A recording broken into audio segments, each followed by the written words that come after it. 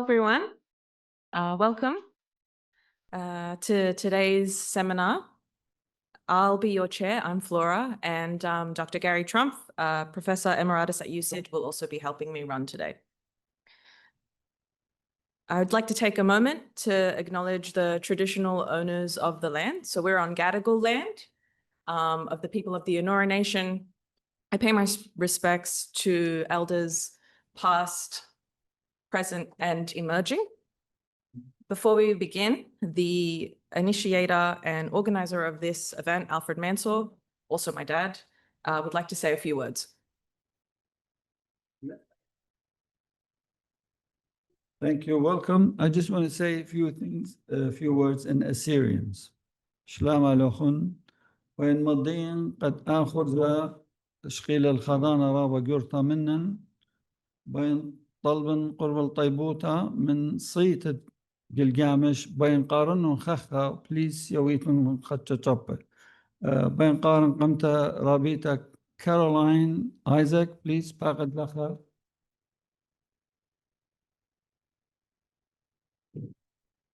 رابيتا أطرا مرزا بليس باقد لخا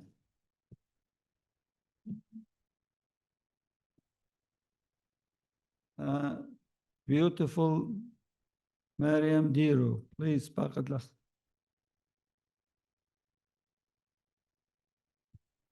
شو رابا جبارة ودلون قربابة خاشي تبلخلن الله مايت صيات مايت بقيات ودلن كتاوة قرقزيات تيتم بغزاية دلبدية لمصخوة آشولا آتي والإيتو تب خاق يخي تبليس شبه قدية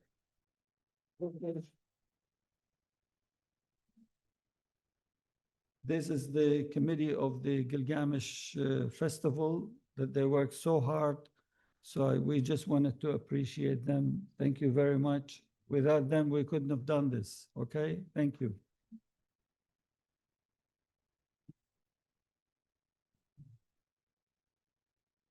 Okay, so if you were here yesterday, you would have seen that I was wearing something different. I'm also wearing the traditional dress of Baghdadi, which comes from the Assyrian communities of Baghdad and other urban centers in Iraq. The outfit reflects a more refined cosmopolitan identity, one shaped by centuries of Assyrian presence in the heart of Mesopotamian civilization. The flowing robes and gold-threaded details speak to a culture that valued elegance, intellect, and artistry. Baghdadi garments were designed for city life, for gatherings, celebrations, and scholarship.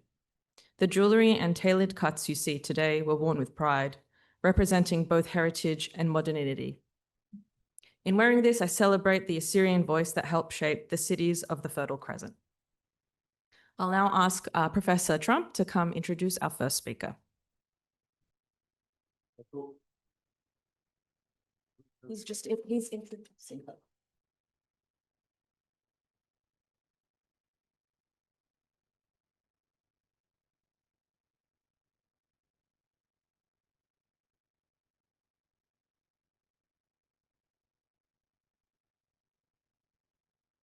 Hi, good morning.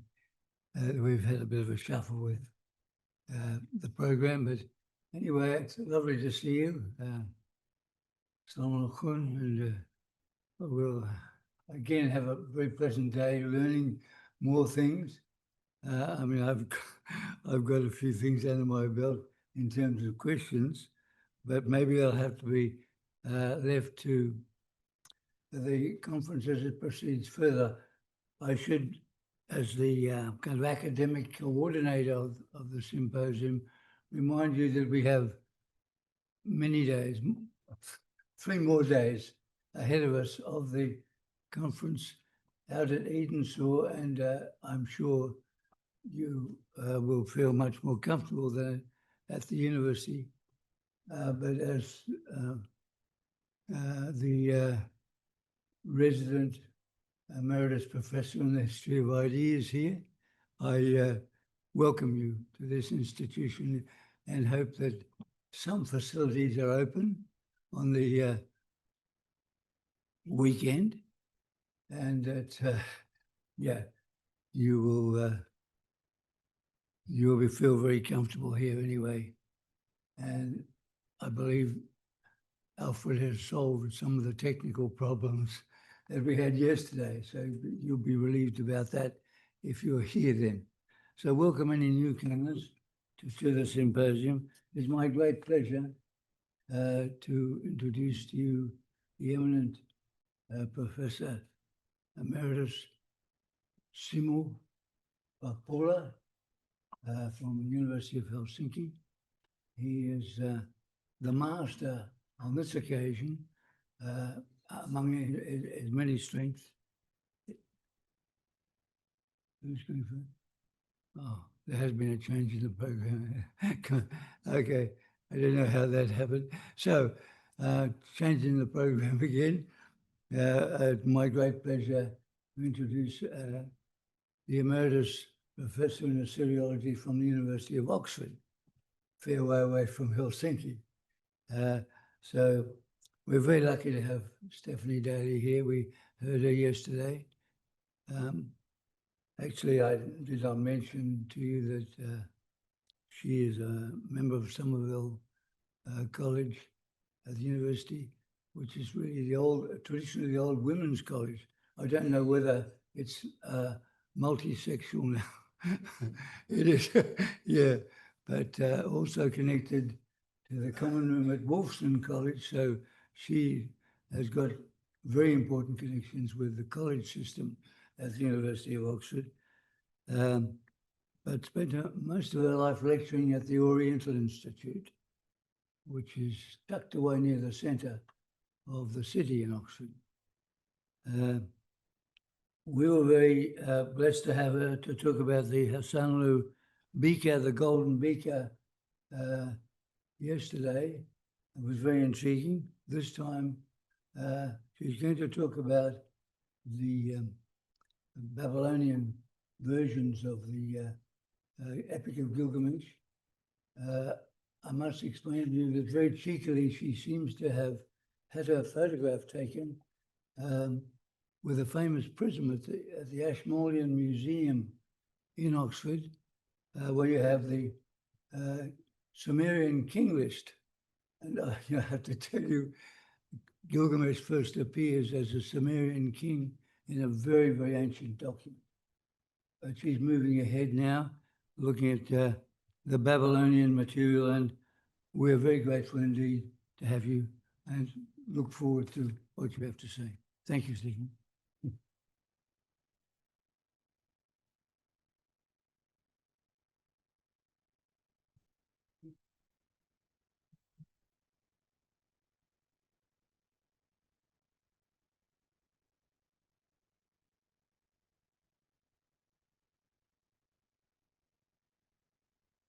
Well, it's great to see you all back this morning. And I'm talking really about the hero Gilgamesh and what kind of a hero he was. We're going to begin, our beginning, with a photo of Gilgamesh in Sydney, as you know him. And they show him as a giant in control of a small lion. And the image is based on giant doorway sculptures in reliefs in the palace of Sargon II, which was found in northern Iraq at the site of Khorsabad. The sculptures can be seen in the Louvre Museum in Paris, 4.7 meters high, holding a lion, and those Assyrian doorway figures are often referred to in modern times as a Gilgamesh. Not everybody agrees with that, but I do. But no other Assyrian king, rather interestingly, has an overt representation of Gilgamesh as far as we know. So it may be significant for a particular interest of Sargon II. The opening lines of the standard epic of Gilgamesh urge the reader to open the box, take out a tablet, presumably made of unbaked clay, written in cuneiform, and read the words of the Epic of Gilgamesh. This instruction points to the fact that stories of Gilgamesh represent the oldest deeply literate society in the whole world. It has come out of the soil of Mesopotamia, written in cuneiform, written on clay, mostly in fragments that are only legible to specialists. And you need to know that the specialists take time to get everything right, and that when a new piece appears, it often has to be edited several times to get it right, or as far as near to right as we can. It's a complicated business. There are thousands of these fragments now in the possession of many museums and other collections, many of them from the library of Ashurbanipal at Nineveh. We still have some gaps in the main standard text, so interpretations can change each time a new tablet comes to light. However, Enkidu is the twin of Gilgamesh as a giant, as well as a form of the primeval god Enki, and he controlled, in the initial period of history, he controlled the tablet of destinies. So who was Gilgamesh? What kind of a person was he? Is he purely legendary, or did he live in Mesopotamia in ancient times?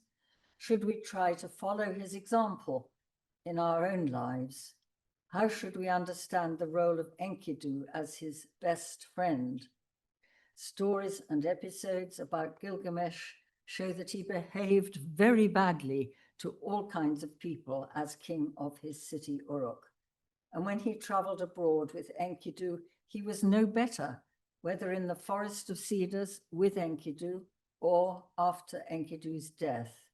When he met Siduri, the alewife, and the boatman, and Utnapishtim, the survivor of the flood, his behavior is not for the citizens to emulate. So why was he a hero? What message do we get from reading what now remains of the story, written in Babylonian cuneiform on clay tablets, excavated mostly in modern Iraq?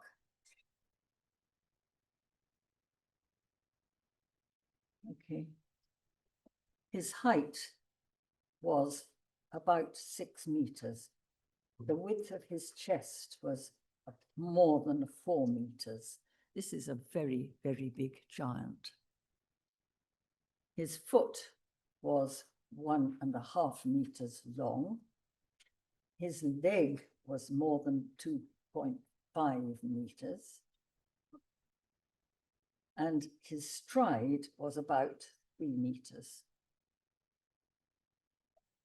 How did ancient societies understand the phenomenon of giants?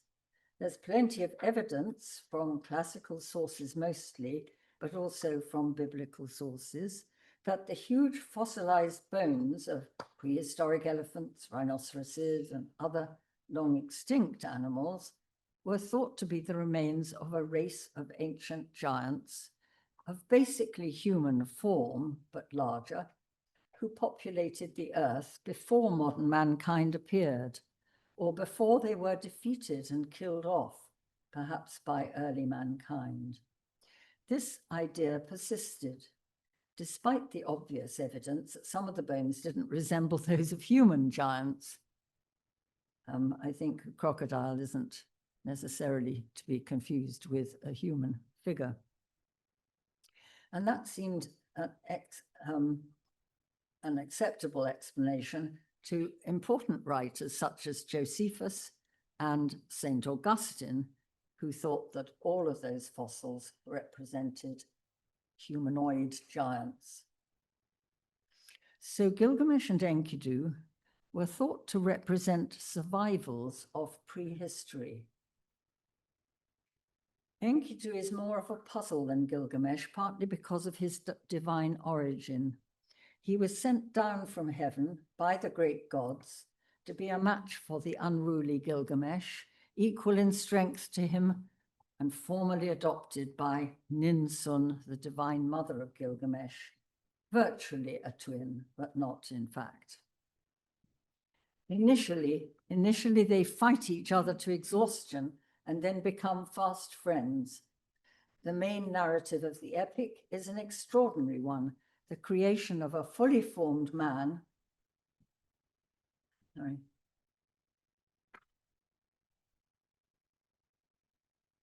The creation of a fully formed man, Enkidu, sent down by the gods to reform Gilgamesh by becoming his best friend and going on adventures with him, committing acts of wickedness with him and dying as a mortal in his side. He is created by the goddess Aruru out of a clod of mud. Even the Iliad cannot compare with those themes. It allows us to see the Epic of Gilgamesh as a standalone narrative, beyond compare. Gilgamesh was alerted to Enkidu's arrival on Earth by a dream in which a meteorite fell from the sky. People clustered around to look at it, as we would if one fell in front of our house, and Gilgamesh fell in love with it. The standard Epic of Gilgamesh collects and retells stories from much earlier times. It was divided into 12 chapters, perhaps at some point in the late 8th or 7th centuries BC, with the 12th chapter added on. It was put together from a selection of different tales, some in Sumerian, some in Akkadian, all written on clay tablets as far as we know. We don't have any evidence for it among the Elamites, who were the pre-Persians of Western Iran. We still do not know why or where that process took place, but the selection was done on several occasions, and some of the tales were never included in the standard epic. The choice of motif on the Hasanlu beaker that you saw yesterday shows that the early life of Gilgamesh was part of a sequence at a time and a place, a millennium before it was written down in a Greek form by Aelian. So it was a very flexible work, a patchwork of episodes that was selected and knitted together in an order that varied according to the preference of time and location. In a tale that's only recently come to light, he's king of Ur and not of Uruk. And I shall say more about that in the coming week. The patron god of Ur was the moon god Nana Sin. The hero Gilgamesh's parents, Lugalbanda and the wild cow moon goddess Ninsun, were probably his parents, but in a Hittite version of the epic, Gilgamesh is created as an adult and not born, just as Enkidu was in the standard Babylonian version.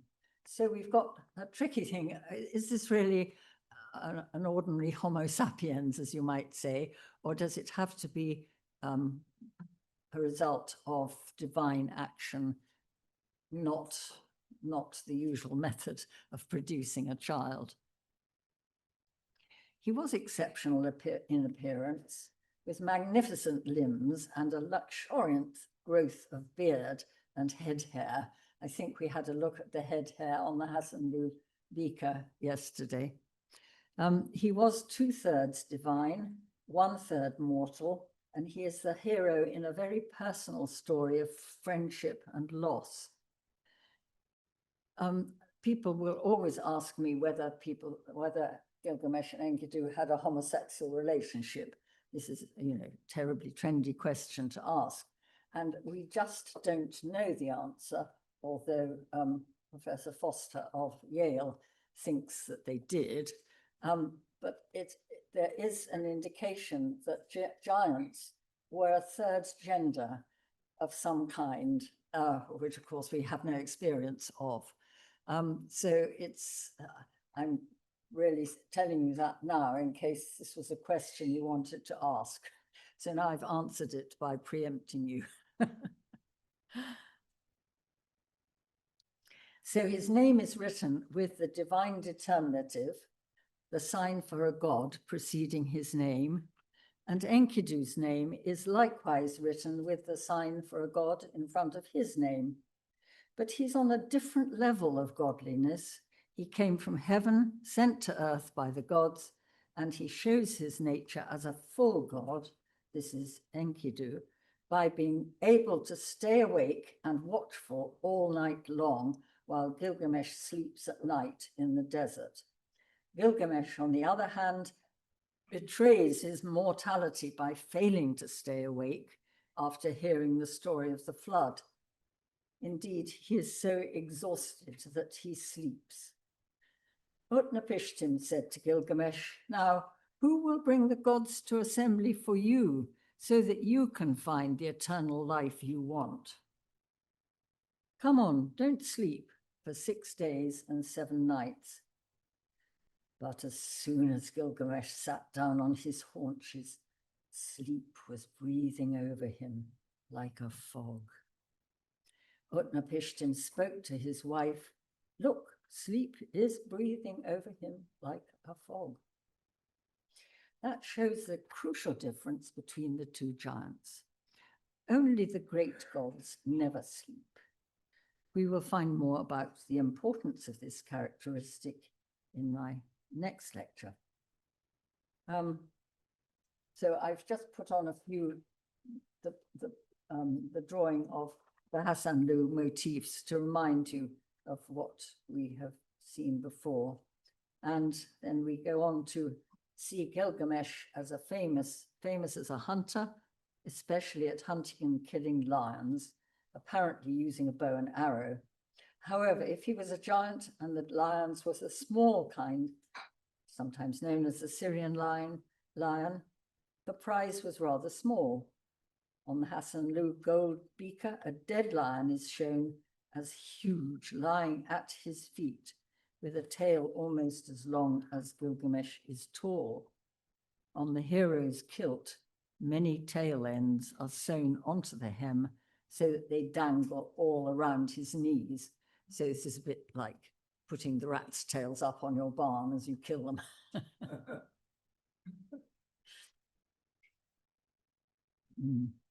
Gilgamesh was clearly a minor god in the early dynastic period, that's the 3rd millennium BC, according to other kinds of texts, and his name, spelt with the divine determinative, as we've seen, is attested in an early dynastic text, and later he's recorded in several lists of gods and goddesses. In the late 3rd millennium at Ur, he had a presence in the temple of the great moon god Nana, and this is going to be important for our next look at things. Its location was described in a Sumerian hymn to the moon god as a forest of cedars. This is the temple of the moon god in Ur, where we now know Gilgamesh could be regarded as king. And in the temple of the moon god at Ur, Gilgamesh almost certainly had some kind of appearance in something that resembled in some way the forest of the cedars. So that is pinpointing Ur as what we expected to find from Uruk, perhaps, but we haven't found that in our texts, at least not yet.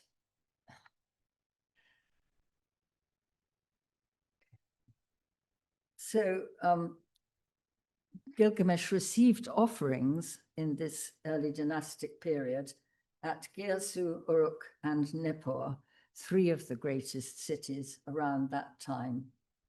So there may have been a change from Gilgamesh as a part god to him as a mortal when the standard epic was put together. When the standard version of the epic was written, there is no evidence that Gilgamesh was worshipped. This could be interpreted as a major shift in his nature, from one of the immortals to a mortal human. For by including the account of the flood, when Gilgamesh, furious and impatient as ever, listens to Utnapishtim, telling him that he cannot obtain immortality because the gods withdrew from the earth when it was overwhelmed by the flood. Before that, they came down to earth. He is clearly unable to become immortal himself. His attempt to stay awake, when challenged to prove that he was exceptional, failed almost immediately. And then he lost his chance to obtain the underwater plant that might have given him immortal youth. The Tithonus, Acacia cabanova, with a tragic, unending life. On some early cylinder seals, scholars have claimed to have identified a scene with his tomb. He became lord of the underworld who judged men as they arrived there, but that aspect was not included in the standard version. So here's another likely big change in his character and what he represented. Two of the most popular stories incorporated in the epic from single tales are the story of the flood and the killing of Humbaba in the cedar forest, popular for illustration on cylinder seals and clay plaques. Quite a few stories about Gilgamesh are known that were not incorporated into the standard version. However, the motif of how Gilgamesh was saved from death as a baby by flying away on the back of an eagle is shown among the motifs on the beaker, and this belongs to the 9th or 8th century. So the motif can therefore be accepted into the corpus of genuine Mesopotamian stories, which it never was before, despite the very long gap in time, a millennium really, before Aelian wrote his version of it in Greek in the 3rd century AD. Its existence in his account shows that the epic in some form was still known in the Roman period. Our own literary traditions in English-speaking countries find this bewildering. We crave a single author of an original text that may later diverge into different versions, but should begin its life as a single authentic text.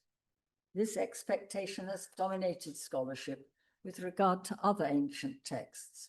Scholars have argued for and against Homer being a real single author, and early books of the Hebrew Bible likewise. How did such compositions arise in ancient civilizations? Well, we're still working on this because it's a big change in our expectations. With the Babylonian epic of Gilgamesh, we have more information because the clay tablets on which the name Gilgamesh appears are inorganic and have survived from many times and places, with his name attached to pieces of literature datable to a period of over 2,000 years. What we have in the different stories seem to include short stories for reading to children at bedtime, adventure stories of bravery with weapons for boys, a tale of a garden of jewels for courtiers, poetry to show off an expensive education, and prayers for the pious. But the overall impression of the standard epic of Gilgamesh goes deeper than any of the individual stories and becomes a philosophy of life's meaning. And this has sometimes been described as a work of wisdom literature. The myth certainly seems to have its origin in Mesopotamia. I think we can be sure it isn't Indo-European, thank goodness.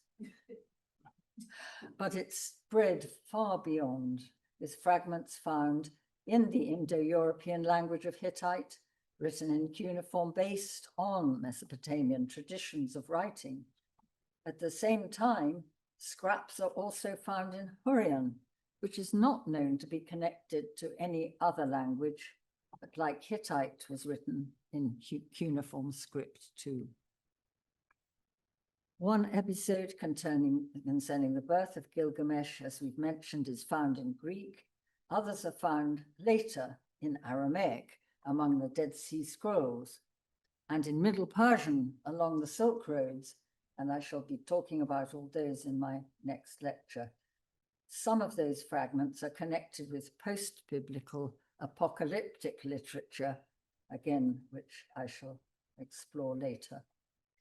In the standard version of the epic, though, Gilgamesh is king of Uruk, which has an epithet, the sheepfold, but a different epithet in earlier versions. And that's quite interesting to see one of the greatest cities, one of the earliest cities of literacy, described with two different epithets, where you would think there would be an unchanging tradition, at least for that.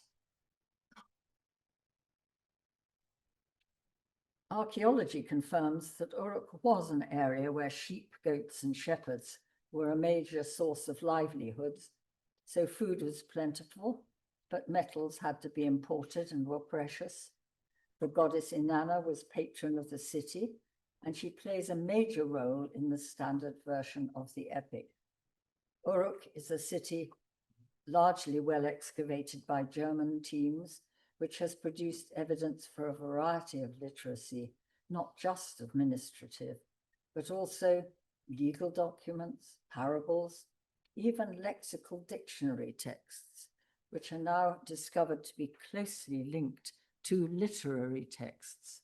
So that's an important thing to remember. But Uruk is not the only city to be linked to Gilgamesh. And as we've mentioned, he is found as king of Ur. And in the inscriptions of the two kings of Ur in the famous third dynasty, he is the brother of two of them. He's called the brother in the poems attributed to Ur-Nammu, the first king of that dynasty, and Shulgi, the second, the great Shulgi. So what does that mean in Ur? We don't really know yet, but we're getting to feel that Ur is as important a center as Uruk for Gilgamesh at periods. But there's another city that's involved, far from Uruk and Ur, the city of Kish, close to Babylon, and a king named Aga played a part in the early life of Gilgamesh. But that episode was not incorporated into the standard version. All three cities, therefore, Uruk, Ur, and Kish, are known to have been prime movers in the development of early literacy, and Gilgamesh could be claimed by all three of them. Those cities are all located in Babylonia, where fragments of earlier stories or versions have been excavated, as well as terracotta plaques that are clearly related to stories of Gilgamesh. Early king lists seem to treat him as a historical king of Uruk, but almost all of the tablets with the standard version come not from Babylonia, but from Assyria, the northern neighbor and rival of Babylonia, not least from the now famous library of Ashurbanipal. That's the one in Nineveh, not the one in Sydney, of course. An extremely detailed study of all the library tablets in the British Museum is now extracting information in a marvelous way. It's a terrific project. For example, how to distinguish smart copies for kings to read from school exercises, which are full of spelling mistakes and omissions, just like we have all started off with at school. In Babylonia, one fragment has shown that the epic was still known in cuneiform in the Parthian period, when a Persian-speaking lot ruled in Babylon, and that's somewhere between 141 and 113 BC. So perhaps not long before the birth of the Roman Cicero in 106, who welcomed to Rome a Babylonian who was head of the Stoa in Athens. So we do have a very interesting possibility of connections between the height of Roman importance and the ability still to get a cuneiform copy of the Gilgamesh epic. And I find that very interesting if we're trying to sort out influences and similarities and differences. Even the name of the hero was flexible, as I think we saw from Professor Parpola's lecture yesterday. Gilgamesh is sometimes written as Bilgamesh in Akkadian fragments from Ugarit, for instance, and in Sumerian in early texts, but also transmitted in the famous series of omens called Shuma'alu. An incantation recited in a ritual for opening up a new well was referred to by its first line as the Well of Bilgamesh, corresponding to the episode when Gilgamesh and Enkidu set off through the desert and had to dig wells along the way. Those two texts show that the name of Gilgamesh had magic power when it was invoked in particular circumstances.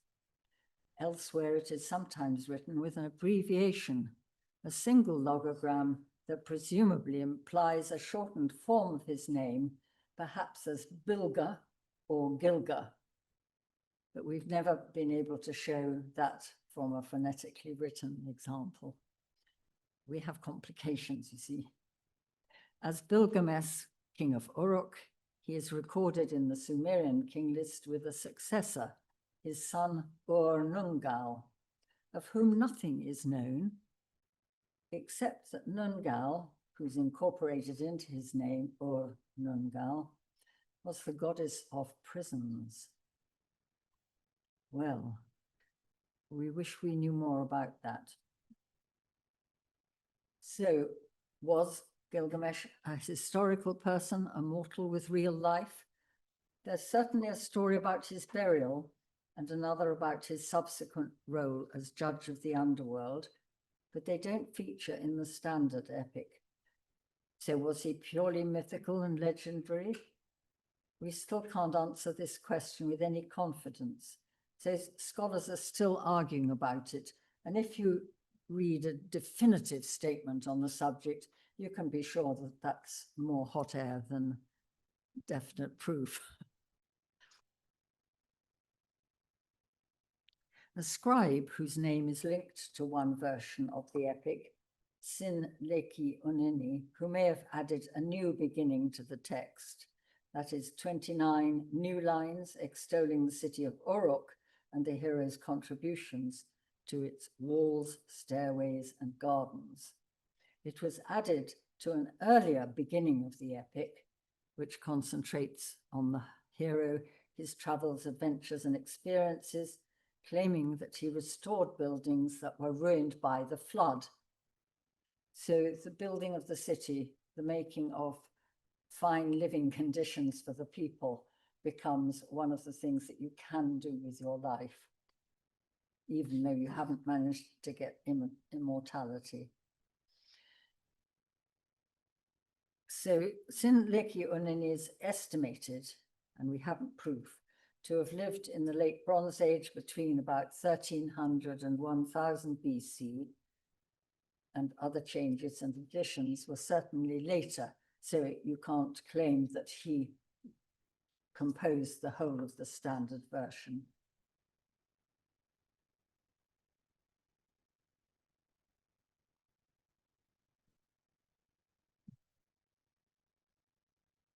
So the 12th tablet, or a part of it, contains an insertion probably made in the reign of King Sargon II of Assyria, and it was directed from the temple of Nabu at Nimrud, not from Nineveh, and it spans the years from 716 to 683.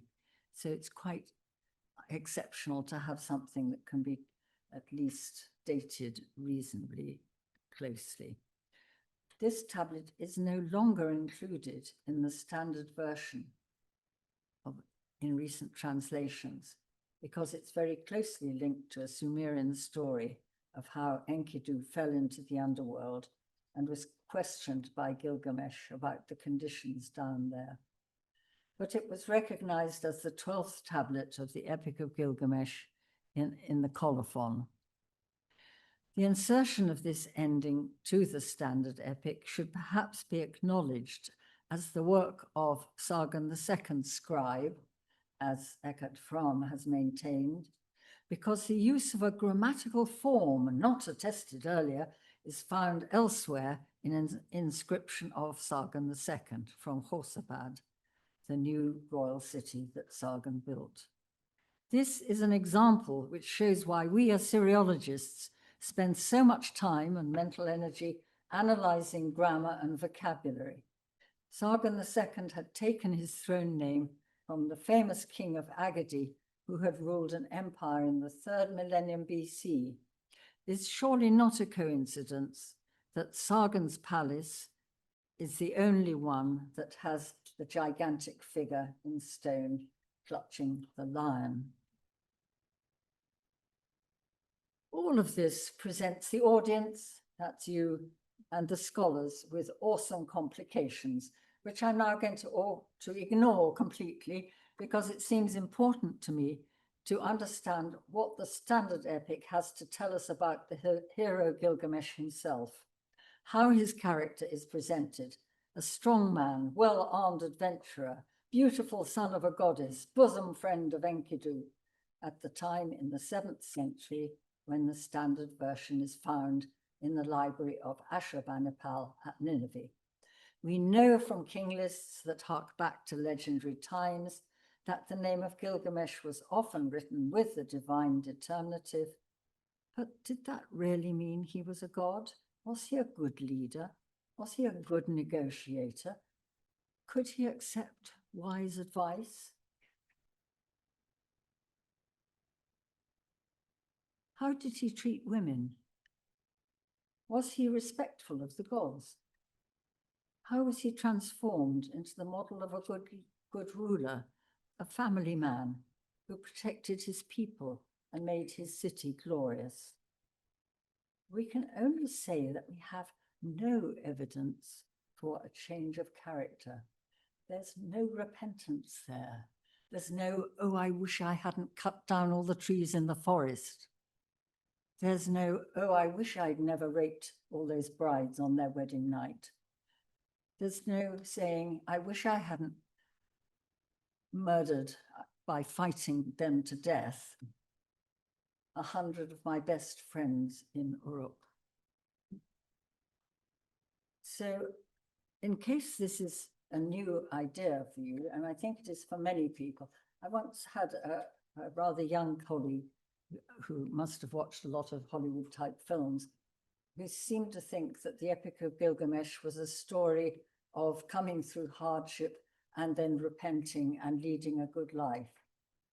But I'm afraid that isn't what we really learn from what we know of the epic right now.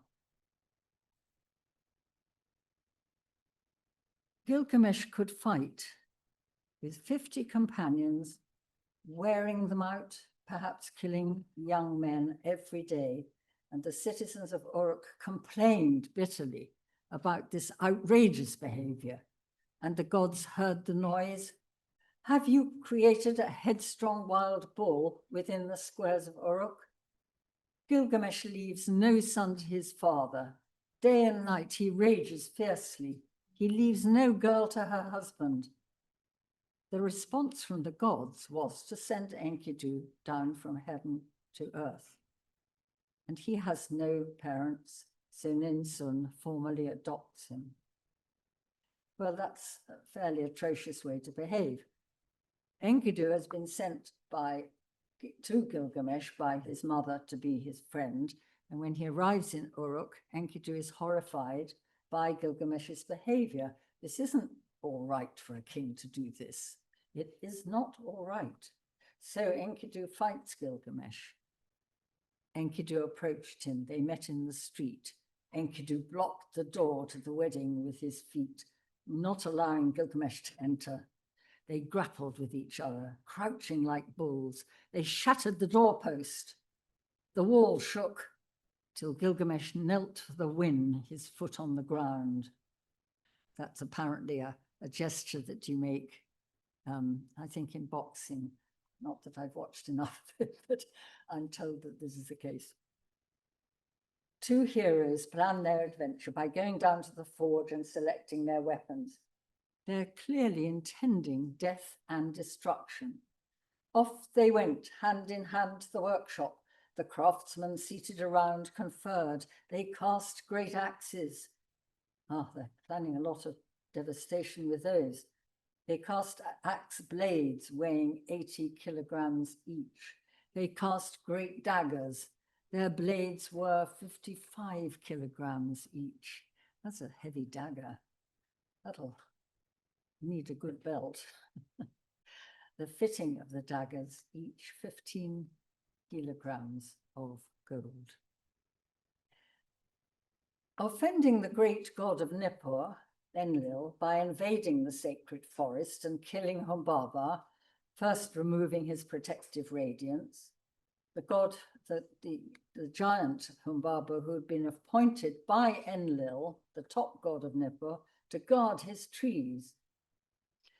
"Let me dwell here to serve you," said Humbaba, "in the cedar forest. Say however many trees, I will keep them for you." Well, what a nice offer. So what do they do? Humbaba spoke to Enkidu. "Why have you brought Gilgamesh to me with evil intent and stand there like some foreign foe?" Enkidu said to Gilgamesh, "The time has come to lift the copper from the mold. Will you take another hour to blow the bellows, another hour to let it cool?" Gilgamesh slew the creature, guardian of the forest. He forced his way into the forest. He opened up the forbidden dwelling of the supreme gods, cutting down the sacred trees in the forest till only chips were left on the ground. Enkidu said to Gilgamesh, "My friend, we've made the forest into a wasteland. How can we answer for it to Enlil in Nippur? You killed its guardian as a deed of heroism. But how about your fury in wrecking the forest?" Well, you can tell that Enkidu isn't on for some of this behavior and hasn't managed to control it. Refusing the offer of the goddess of love, Ishtar, or Inanna, in Uruk, by listing the bad fates of her previous lovers in a very insulting manner, so that the whole city was punished by a drought of 7 years, Gilgamesh put on his kingly crown. Princess Ishtar coveted Gilgamesh's beauty. "Come to me, Gilgamesh. You shall be my husband and I shall be your wife." "What will I get if I marry you? You are a brazier that goes out when it freezes. You are a flimsy door that keeps out neither wind nor draught. A shoe that pinches its wearer." Well, he didn't have to be quite so rude. He could have just said, "Not tonight, I've got another arrangement." But no, he just is determined to get on top and show her what for. Well, it's a very bad idea. So Ishtar's revenge is also to send the bull of heaven down to kill Gilgamesh for this insult. Ishtar's father, Anu, the sky god of Uruk, would not allow her to have revenge on Gilgamesh. So when he and Enkidu killed the bull of heaven, it was Enkidu that had to die instead of Gilgamesh. Before he died, Ishtar took the bull on a lead and it caused havoc in and around Uruk. But Enkidu died. Gilgamesh mourned the death of Enkidu and roamed the desert, disconsolate, unkempt, killing lions until he comes to an inn. He is filthy and morose and threatens the innkeeper, the woman Siduri, whose door he would bash through if she would not let him in. At the sight of him, the innkeeper barred her door, says the epic. Gilgamesh said, "Innkeeper, when you saw me, why did you bar your door? I will bash down the door. I'll shatter the door bolt." Well, he could have gone and negotiated in a quiet voice. He might have got in and got his beer more quickly. She listens to his story, luckily, and commiserates, telling him to enjoy life while he can, because it's going to end. Later, losing his temper over the stone charms needed to cross the river safely without touching the waters of death, the boatman, Hammurabi, says, "Your own hands have foiled you, Gilgamesh. In your fury, you have smashed the stone charms, thrown them into a ditch." And these are very interesting. We've been quite puzzled about what these stone things were. And I think because of the business of finding stone fossils treated as humans or live animals, live creatures, and wrapped in Egypt in mummies in temples, I think these are probably fossils that represent the original ancestors of, or the original inhabitants of the earth before the giants were banished. When the boat comes within sight of the bank, Utnapishtim is aghast at the sight of him. He tells him off for indulging his sorrow, wallowing in misery, me, and tells him that mortal life should be enjoyed. Everyone should die. Gilgamesh is inclined to fight him, jealous that Utnapishtim should look like a mortal, but enjoys immortality. Not fair, not fair. "As I look at you, Utnapishtim, your limbs are no different from mine. You're just like me. I was determined to fight you, but now my arm has dropped down over you. However did you get to be present in the gods' assembly to find immortality?" Utnapishtim tells Gilgamesh to show he is immortal by staying awake, which he claims he can. Of course he can. But he falls asleep and stays asleep because he is exhausted. He's mortal. His last chance is to find the plant that bestows immortality, but a snake steals it while he's refreshing himself in a swimming pool.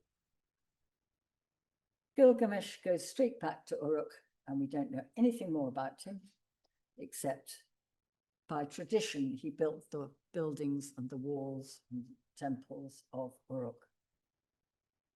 His son Nungal was his successor, with whom he supposedly built a shrine in Nippur, Enlil's city. His supposed labors in building the city wall of Uruk are recorded by a later king of Uruk named Anam around the time of Hammurabi of Babylon. So there's obviously an importance in the Epic of Gilgamesh at the time of Hammurabi. So to sum up, I may have dashed some of your expectations of the great hero Gilgamesh, but that was my intention when I found out the relevance of the fossil matter, which I think is very important now, and we have to reconsider what we thought. And of course, we've all been corrupted by Hollywood. To sum up, Gilgamesh, the strong and handsome giant king of Uruk, was violent and cruel to his own subjects. He lived in the age of giants, an idea derived from observing fossil bones of prehistoric animals, assuming that they belonged to human giants of a past era. Enkidu was a form of the god Enki, Sumerian god of wisdom. When Enkidu was sent from heaven by the great gods to live on earth as a giant companion for Gilgamesh and to reform him, his influence failed to moderate his friend. Humbaba was killed, his forest was destroyed, the bull of heaven put to death. Enkidu died, the citizens of Uruk suffered drought and famine. But Gilgamesh, despite his deep sorrow at Enkidu's death, showed no remorse and was denied immortality. So that's today's bit.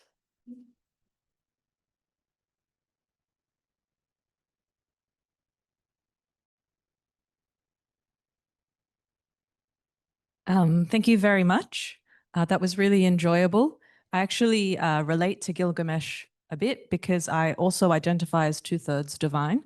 But can we have any questions? Do we have any questions from the audience? Thank you, Professor Dalley, for this invaluable presentation. I have two questions. One about Gilgamesh now, just to confirm, is he a real king or was it just a myth in the epic? No, sorry. Yes, we all wish we knew that, the answer to that question. I don't think this is working. Thank you. But I think you can hear me. Yes. Sorry. Okay. Is that working? Yes, that's working. Good, thank you. Yes, it's desperate need to answer that question. So I can see why you've asked it, but we just can't decide. We don't have clear evidence. And it does depend how you, I think now, how you see the end of the giants and the remainder of life, including normal humans like us, continuing to live on the earth. We just don't know enough about how giants were perceived in early times. But thank you for the question. And sorry, I can't give you a lovely, clear answer. Thank you.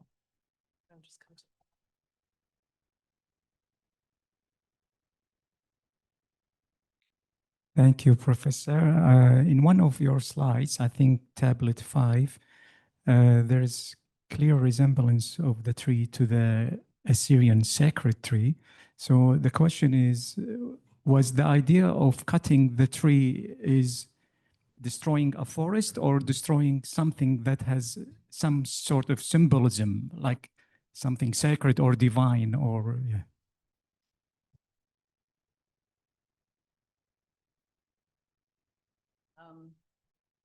I don't think there is a resemblance really to what we see on the Assyrian sculptures that Professor Parpola showed us yesterday.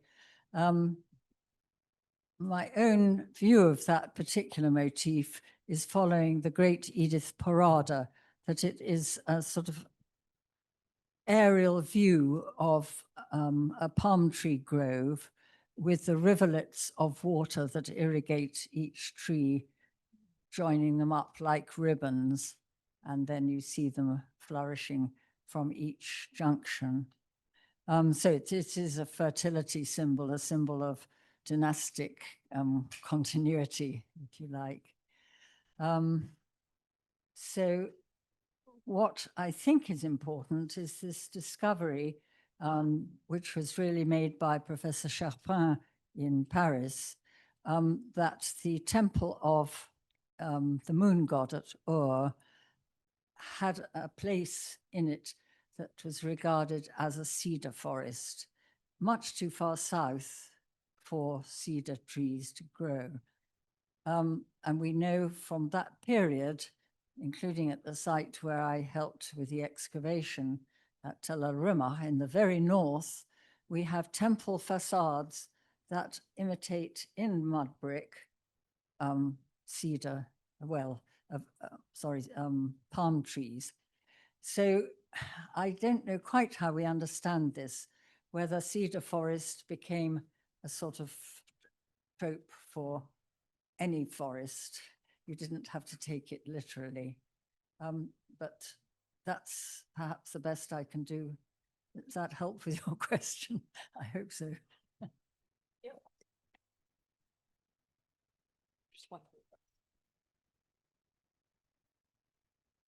Thank you, ma'am, for your lecture. It was wonderful. My name is Sargon, by the way. Unfortunately, not Sargon II, but one of his grandchildren. So my question is, like, going through the Epic of Gilgamesh is a kind of an evidence for me about the real relationship between the Sumerian, Akkadian, and Assyrian. So that I consider them one nation. But because the Sumerian, Uruk was Sumerian city about 5,000 years BC, and then Gilgamesh himself was about 2,900, 3,000 BC, And then the Epic of Gilgamesh was written in Akkadian. That's what I understood. And the statue of Gilgamesh was found in King Sargon II palace. So my question here, how related are these three nations? And the other one, the language-wise question, do you have a kind of very clear vision about the meaning of the city, the name of the city Uruk itself, and the meaning of Gilgamesh himself, or Bilgamesh, as you mentioned as well, might be the name. Thank you. Pick the last question while I can remember it. I think with the name Gilgamesh, you can make up some kind of an explanation for it, but it's not a standard type of name. So I'm quite suspicious of attempting to do anything with it in that respect. But really, your very important question to start with is whether Sumerians, Akkadians, and the rest, and then Assyrians, were regarded as separate, perhaps antagonistic people. And I don't think they were at all. That's from the study of personal names that is a tremendous part of Assyriology now, where we can see that people really didn't mind whether their children had a Sumerian or an Akkadian name, whether it was more Assyrian than Babylonian, didn't seem to matter. And I think it's the role of cuneiform in itself that brings them all together and makes it very cosmopolitan. I mustn't wave this, must I? Thank you.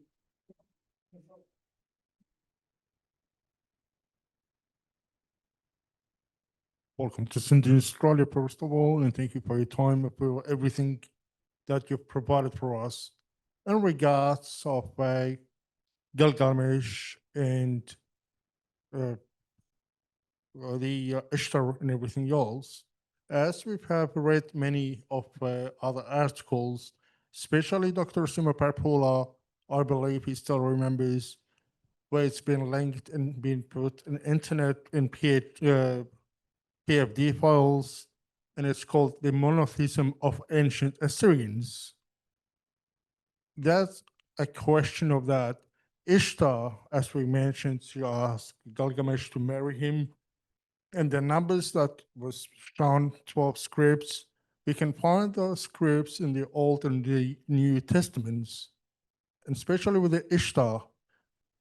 Could you give us more explanation, if possible? Ishtar used to die and every year rises after 3 days from the death. The same example used in Jesus Christ. And you can also find the examples of Gilgamesh in the myths of Gilgamesh in Book of Asher, which is one of the books of Jewish, and also in the Old and the New Testament. So could you please, if possible, relate how is Ishtar dies and every year rises after 3 days? The same we can see with Jesus Christ being dead, although rises after 3 days. So my question is, can you relate the numbers and the other stories in New in the Old Testament relating to our today's religion, the beliefs? Well, thank you for your rather complicated question there. And I'm not quite sure if I've understood it correctly. My next lecture will show that Gilgamesh, Humbaba, and Enkidu, and Utnapishtim all went into the Book of the Giants, which started off in the Book of Enoch, but then became a scripture for the Manichaeans, who became fierce enemies of Christianity. So as far as I'm concerned, because, I mean, it's fine to show some elements that have come down into Christianity. That's fine by me, but there's huge differences. And you have, if you're tracing continuity by the personal names, you find them going from Enoch into Manichaean scripture and then being omitted from the book of Enoch for the next many centuries. So as far as Ishtar is concerned, the word Ishtar in Akkadian has a plural, Ishtaratu, which means, Ishtar means any woman, any female goddess. And that is different. That's different from the main male gods, who can be accreted to in some ways, but it's very different from the one goddess. Now, why that is, I don't understand, and maybe it's for people with theoretical feminism to answer it, which is certainly not in my interest to try. I had a question. I hope that helps. Yeah, I can see you. I'll get up. You'll be the next one. No, you can't.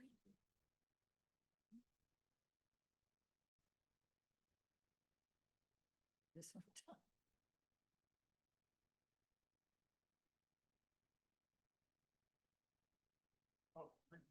Okay.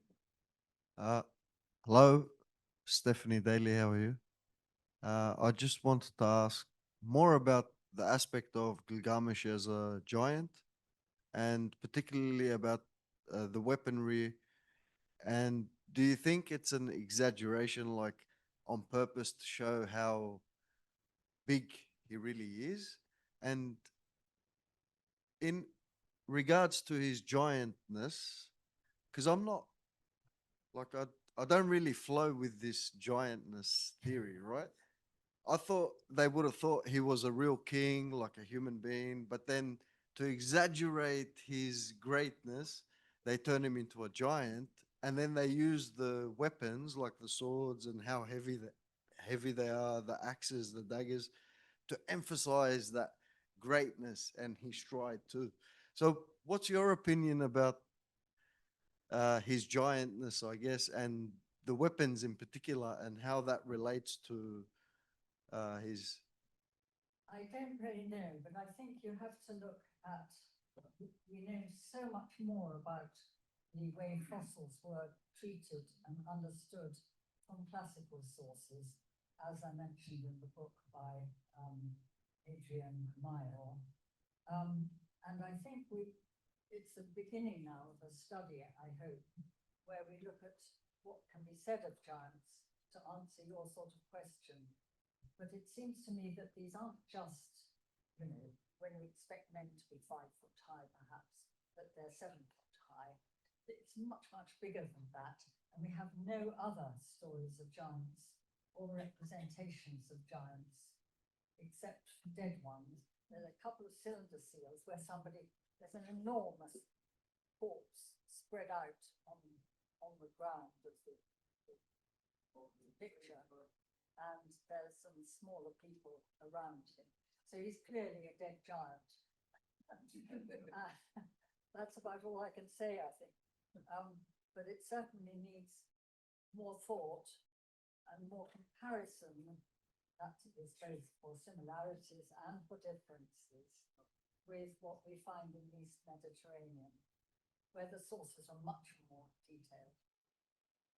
I can see lots of hands, but for the sake of time and also your voice, we're going to have to call it. You can find Stephanie in the break. So we have a 40-minute break now. There'll be lunch in here. Please don't take food outside. But if you are able to visit the museum as long as you keep your food and drink inside this room. All right. Thank you.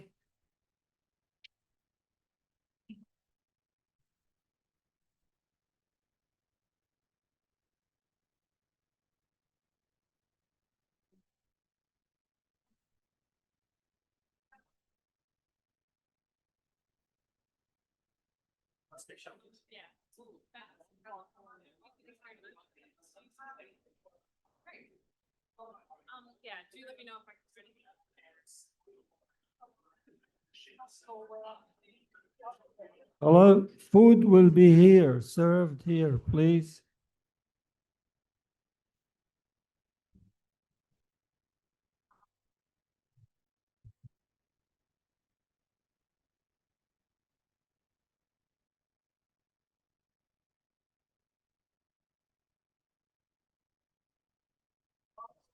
Not mine.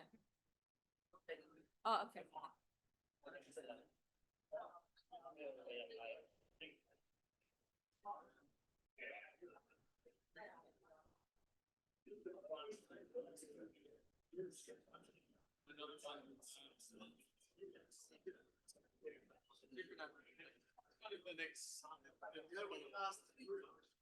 Yes, power.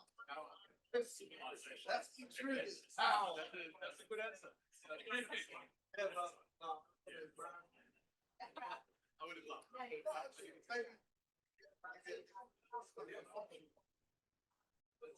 Make people laugh. The whole point of that was to give people to think differently about what this could mean. Like,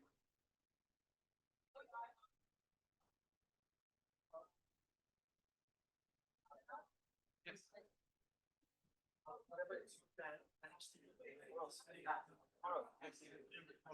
Oh, no. Oh, it's not happening. I'm like, yes.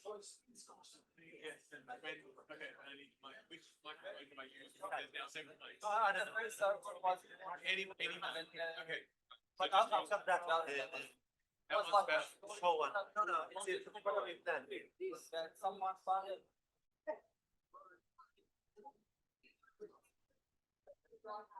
This was a fund that is made and raised by Royal Forum. They later on went up north and created one.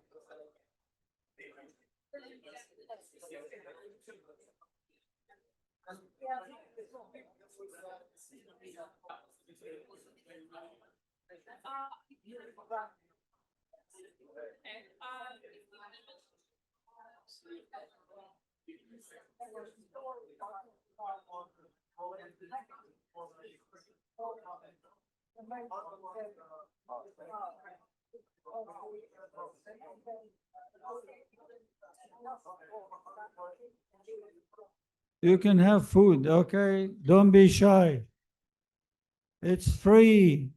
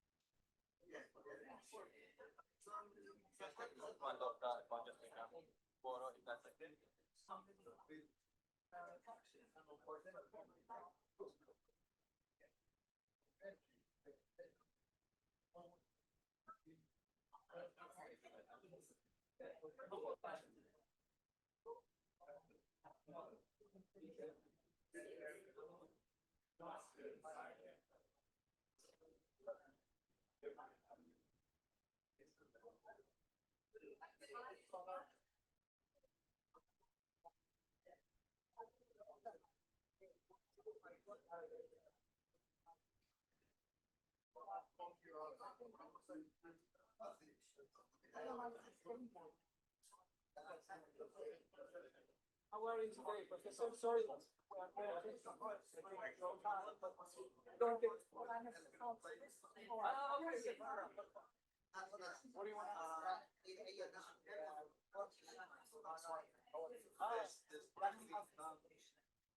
He wants to write his name.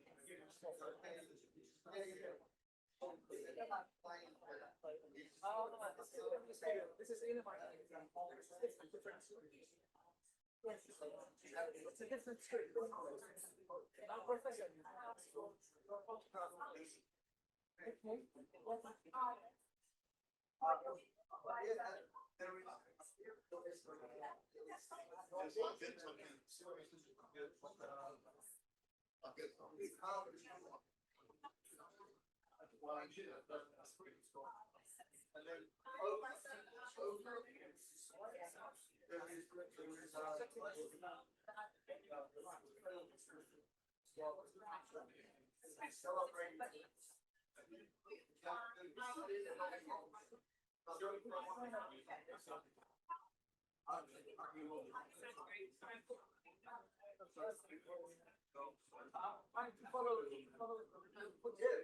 now, can I something to on your way home? I'm sure this one is very long. So this is publications by an Assyrian it's by myself. I can do service lecture, but independent. So how will this one do from the region?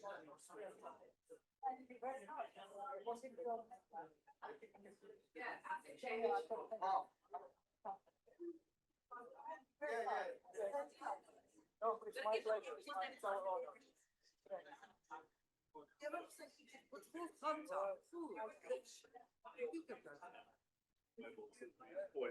How are you all day? Only here.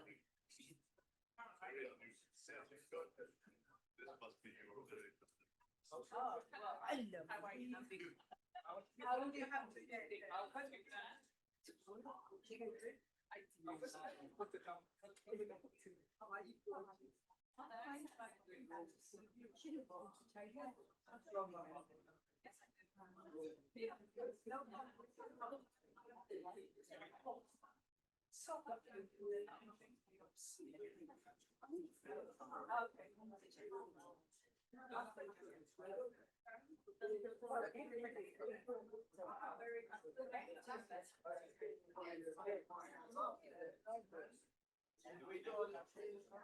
Ano ba yung patran? I sweat past you.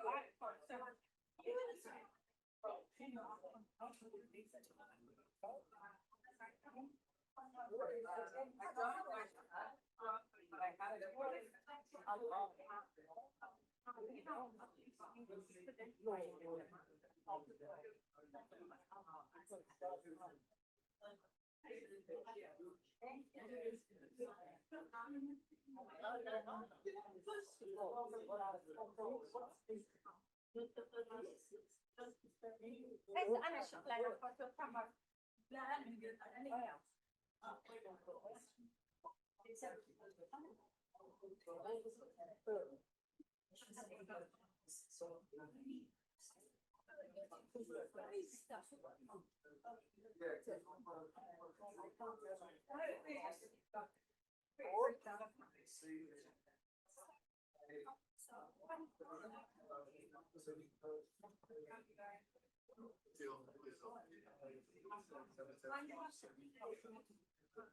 Thank you so much. I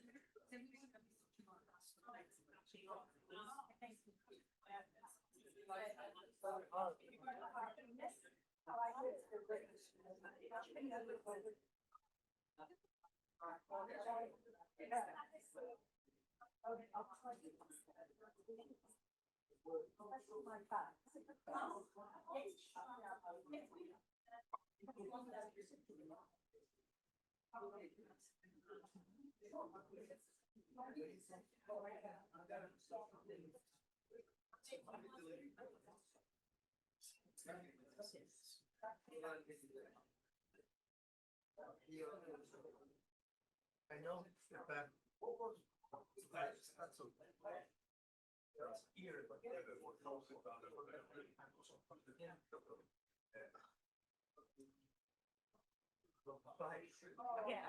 My ears are full of bands.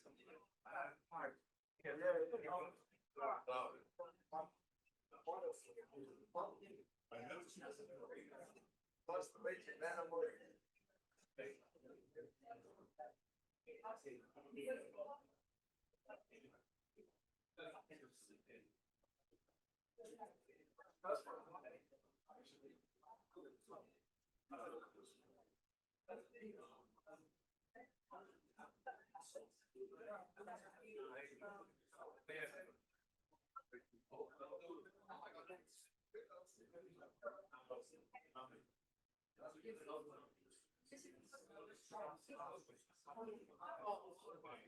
My favorite dream.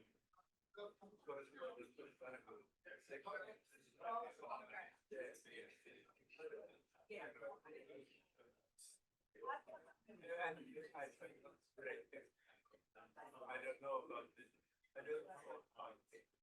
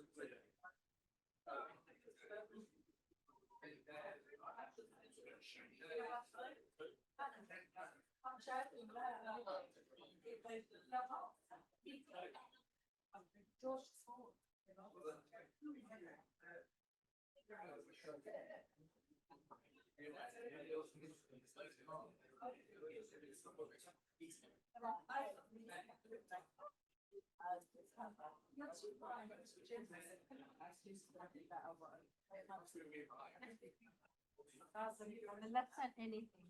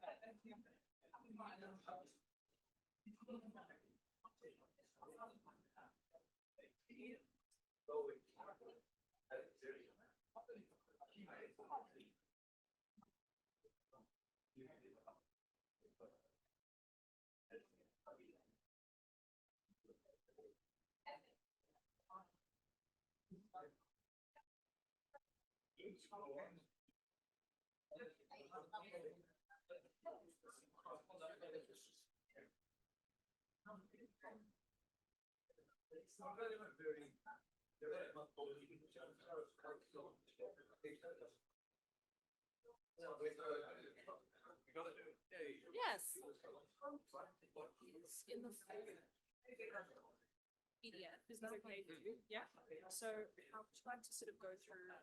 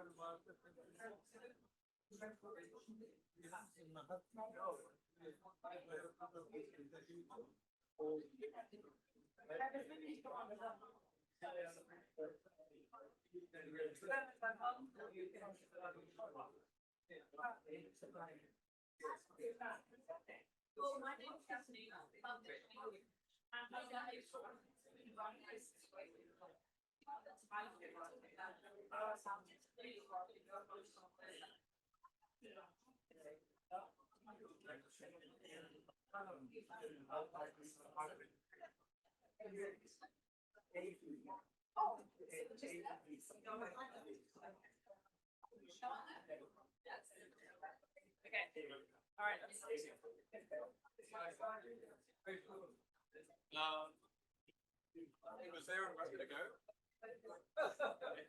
Go on, Daniel. This one, yeah.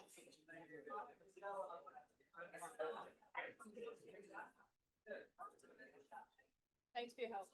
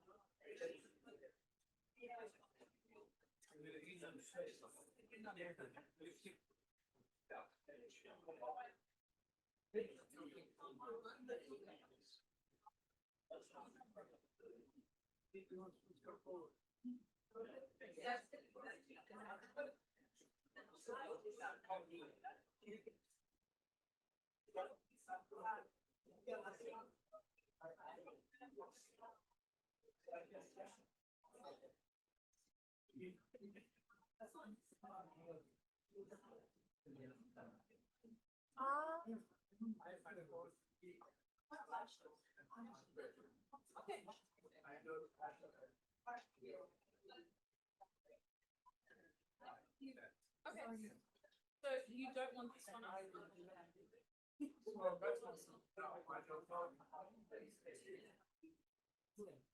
I'll see what I can do.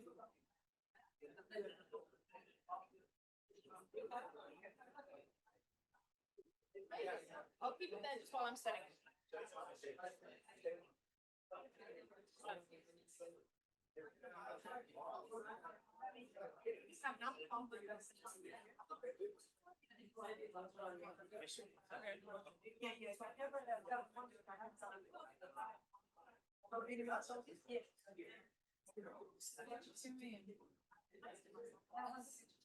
Yeah, I'll show you.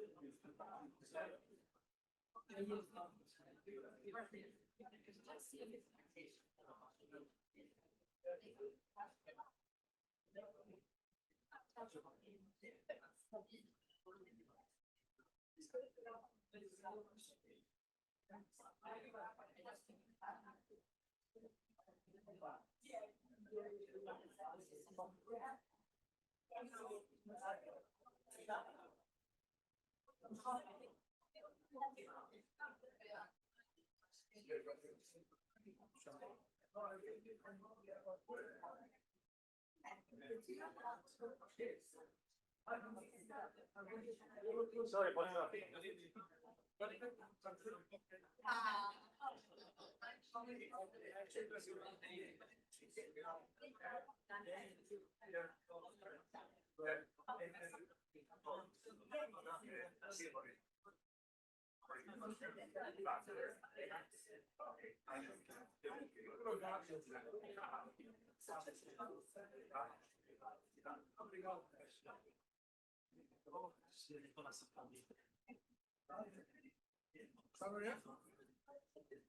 No, no. I'm getting stressed out, like, am I gonna be standing here? I just don't want the microphone.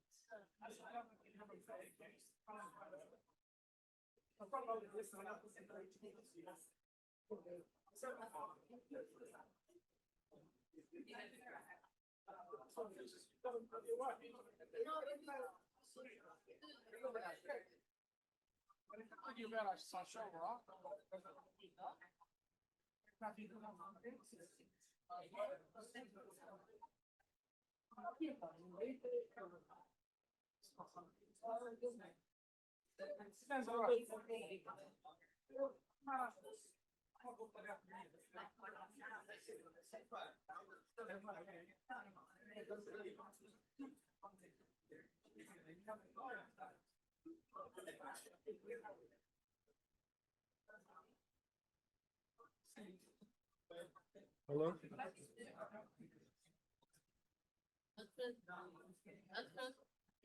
Use this one. Because this doesn't go on to the recording. This won't go on to the, this one. Hello? Because their voice is low. Hello? Yeah. See? The voice is good. But they're not listening. Hi, everyone. We'll be starting shortly, so if you can make your way back to your seats, please.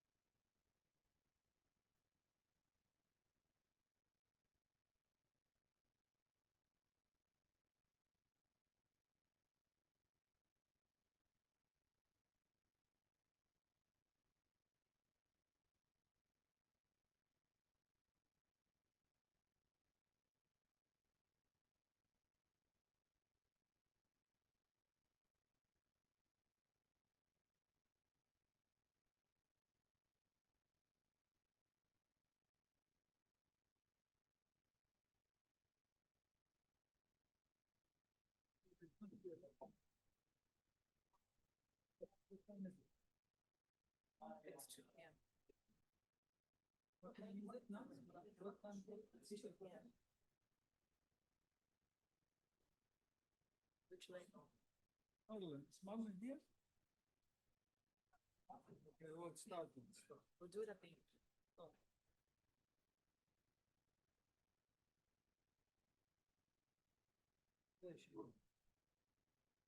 Can I also ask that people put their phones on silent?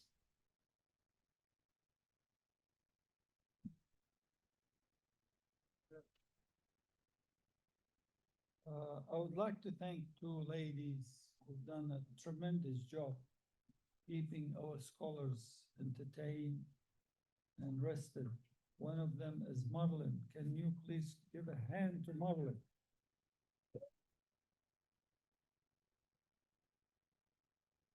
And Edwina, I don't know where she is. Thank you very much.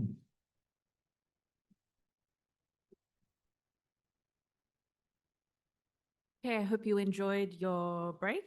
If you have an astute eye, you can see that I've done a costume change. This is just please, enough with the microphones. I never want to see a microphone again after. This is a different version of the Baghdadi style, and it was provided by Axia, the Assyrian Cultural Social Youth Association, and their primary objective is to work for the conservation and protection of Indigenous Australian culture. Okay, so without further ado, it's an honor to introduce Professor Simo Parpola, one of the world's foremost experts in Neo-Assyrian Empire and ancient Mesopotamian civilization. Professor Parpola is a Professor Emeritus of Assyriology at the University of Helsinki. He served there since 1978. His academic journey spans institutions such as the University of Heidelberg, the Pontifical Biblical Institute, and the British Museum, and his scholarship has shaped the global understanding of Assyrian language, religion, and ideology. Through decades of research, including the deciphering of cuneiform tablets and leading the monumental State Archives of Assyria project, Professor Parpola has illuminated the intellectual and spiritual life of one of history's most complex empires. His work has not only advanced Assyriology, but has also inspired generations of scholars and Assyrian communities worldwide.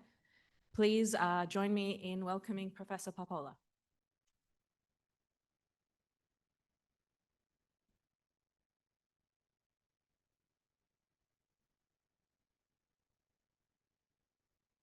Ladies and gentlemen, dear Assyrians, yesterday I tired you with a long paper that took almost 1 hour to finish. And I regret that it was too long for you to maybe understand me. Okay, today, however, I have 2 shorter papers. The first one on the correspondence of Sargon II, and the following one on the Assyrian-English-Assyrian dictionary of our project, State Atlas of Assyrian.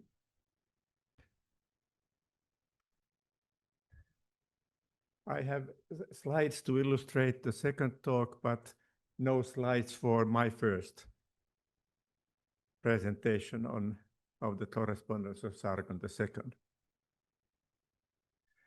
The excavations carried out in the palace area of Nineveh between 1850 and 1905 brought to light about 6,000 archival cuneiform texts, about half of which are letters belonging to the royal correspondence of Assyria. Chronologically and topically, this epistolary material falls into 2 major groups. One large group, probably originating in the southwest palace of Sennacherib, dates from the mid-7th century BC and consists chiefly of letters to Esarhaddon and Ashurbanipal from various scholarly, religious, and municipal authorities. These letters deal mainly with matters of the royal court, temple, and Babylonian politics. Another large group, probably originating in the Northwest Palace, dates from the last 2 decades of the 8th century BC, about 716 to 704, and consists almost exclusively of letters exchanged between the Assyrian king and his magnates on administrative and military matters. This latter group of letters forms the bulk of the correspondence edited in the first volume of the State Archives of Assyria series, SAA1. A lesser number of letters belonging to the same category was discovered in the excavations of Kalach in the early 50s. The total number of texts and fragments assignable to the Sargon correspondence is about 1,300. This makes it the most extensive political correspondence of a major ruler extant from ancient Mesopotamia and probably from ancient times altogether. And considering the status of the correspondence, the nature and variety of topics covered in the correspondence, and not least the fact that Assyria under Sargon II dominated half the civilized world, it should without any further ado be clear that a highly significant collection of texts is in question.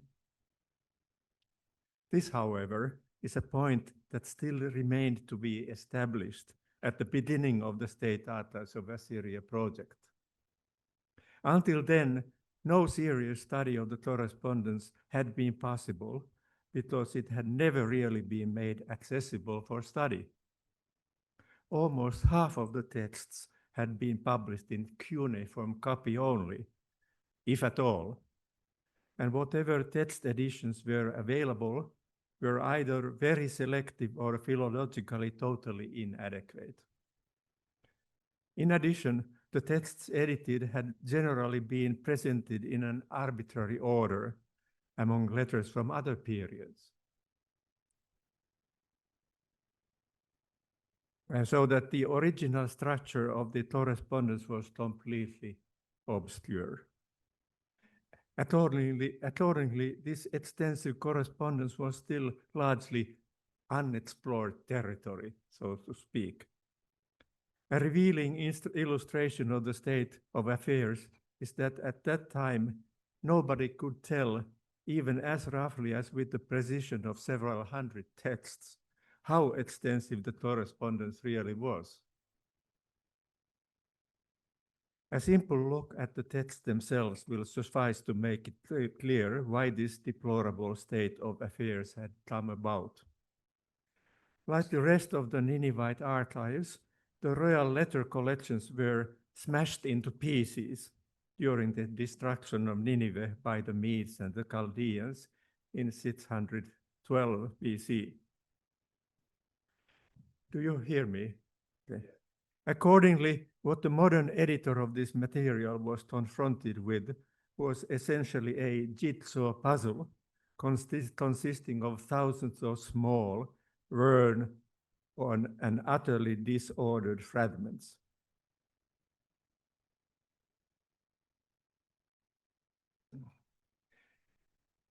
A game which not only was very difficult and time-consuming to play with, but also offered little prospect of ever being totally solved. No wonder previous research into the correspondence had been in the nature of quick forays into enemy territory, rather than a systematic attempt at permanent conquest. Admittedly, it had been possible to collect a respectable amount of valuable booty even by this method. But to make full use of the information contained in the correspondence required that the chaos of fragments be put in order permanently so that its innumerable details could be studied in orderly context and against the frame of reference that had previously been completely lacking. To provide such an orderly set of data was the aim of the State Atlas of Assyria series. Naturally, ancient letters, in particular fragmentary ones, will always remain a difficult and problematic object of study, no matter how well and carefully they may be edited. But then they are also a fascinating object of study, holding the potential of taking us into the middle of life in an ancient vanished civilization in a way no other type of our sources can do. The appearance of the SAA editions has put an end to one phase in the study of the Sargon correspondence and paved the way for another, more rewarding one. I believe it can be safely said that this correspondence has stopped being just a heap of meaningless junk and started to be its proper self, a key source to the administration, politics, and daily life of the Assyrian Empire. In order to understand the nature and significance of the letters, it is necessary to have as clear a picture as possible of the central role administrative correspondence played in the Assyrian Empire. Without this vital link between the central administration and its provincial extensions, the empire would have fallen apart in a matter of days. Mario Liverani has befittingly called the Neo-Assyrian Empire an empire of communications. Indeed, it would have been impossible to rule a large, landlocked, multinational state without a smoothly and effectively functioning system of communication. It was simply not enough to station troops at strategic points or to make sure that merchandise, tribute, and other commodities flowed steadily to the heart of the empire.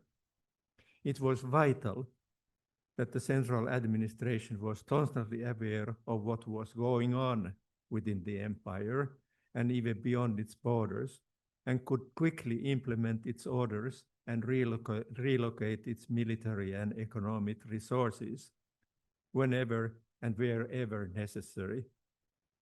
In the words of Xenophon, one who observed closely could see at a glance that while the king's empire was strong in its extent of territory and number of its inhabitants, it was weak by reason of the greatness of the distances and the scattered conditions of its forces, in case one should be swift in making his attack upon it. Xenophon's Anabasis, Book 1, Chapter 5, line 9. The vital significance of administrative correspondence to the Assyrian central administration is clearly reflected in the way its delivery was organized and in the care that was taken to protect it from falling into wrong hands. While it is generally not possible to go into details in this paper, the significance of the matter makes it desirable that at least an outline of the system be presented here. The following survey may at the same time also serve as a sort of general introduction to the correspondence of Sargon as a whole. Information, like people and goods, could be moved from one part of the empire to another only through a network of roads, and the importance attached by the Assyrian administration to effective communication can be gauged by the way it developed the road system. Added to the old network of commercial and local roads was a highway called the King's Road, Khul Sharri, traversing the empire from east to west and from north to south. Little physical evidence of it remains, but its source can be largely reconstructed from numerous references in contemporary documents. Both its function and scattered textual references imply that it was a carefully maintained highway specifically built for rapid and safe transit traffic. At regular intervals, called mardetu, or stage, literally day's march, a distance of about 30 kilometers. On this highway were garrison road stations, called Bed Mardeti, serving as resting places for the royal army and as relay points for imperial messengers. Each station was to keep in readiness a fresh team of mules, plus a chariot and a driver, which the messenger passing through would exchange for his tired team, thus being able to continue the journey at full speed and without interruption. The technical term for this service was kalliu, a word literally meaning reserved or held back, and hence referring primarily to the relay team, but mostly used in the extended sense of express service, or in adverbial usage, by express post haste. By the relay system, military and administrative messages could be rushed from the capital to any part of the empire and vice versa in a matter of a few days. The service was, of course, only available for important government and business. Government business, and using it generally required royal authorization in writing. Its maintenance was the responsibility of the provincial governors. Carriers of administrative mail are usually called simply messengers, mar shipri, in the letters. But sometimes they are identified more specifically, and invariably in those cases, various types of soldiers, chariot fighters, mercenaries, mounted scouts are in question. The purpose of this can only have been to make sure that the mail would arrive safely at its destination, and hence it appears likely that at least all important messages were delivered by soldiers, even when that is not explicitly stated. Royal messages were carried and delivered by members of the Imperial Guard, Shakurbuti, an elite corps corresponding to the Roman Praetorian Guard, and largely, if not exclusively, composed of eunuchs. Only occasionally do other kinds of military people figure as royal messengers, and even then they consistently appear to have been eunuchs. This implies that royal mail was considered so important that it could only be entrusted to the most reliable and trustworthy men imaginable, eunuchs. The arrangement is paralleled by the use of eunuchs as provincial governors and commanders of large contingents of armed forces, and reflects the common belief that eunuchs were men totally devoted to their masters. Assyrian administrative letters were written predominantly on clay tablets of standardized shape, called egirtu, which were enclosed in clay envelopes and sealed with the sender's seal. For understandable reasons, very few letter envelopes have actually survived, but the available evidence indicates that sealing and enveloping was the standard practice even in the case of seemingly unimportant messages. Royal letters were sealed with the official royal signet ring, unku. In this case, one can be sure that every letter really was sealed, for the word unku not only means signet ring, but it also is the most frequent designation for royal letters in the Sargon correspondence. The purpose of enveloping naturally was to protect the contents of the letter from unwanted eyes. The seal functioned both as a certificate of the authenticity of the message and as a deterrent against clandestine breaking of the envelope. If any doubt as to the authenticity of the seal existed, the sender was immediately notified, as indicated by the following passage in a letter to Sargon. The seal which he brought was not made like the seals of the king, my lord.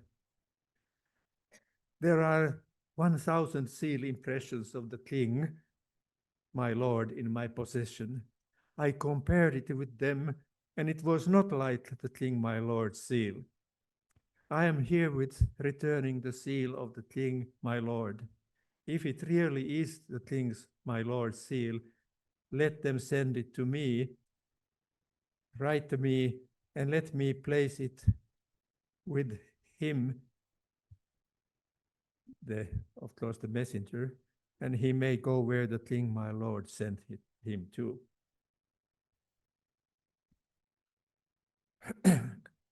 Clay was by no means the only writing material employed in the Assyrian Empire.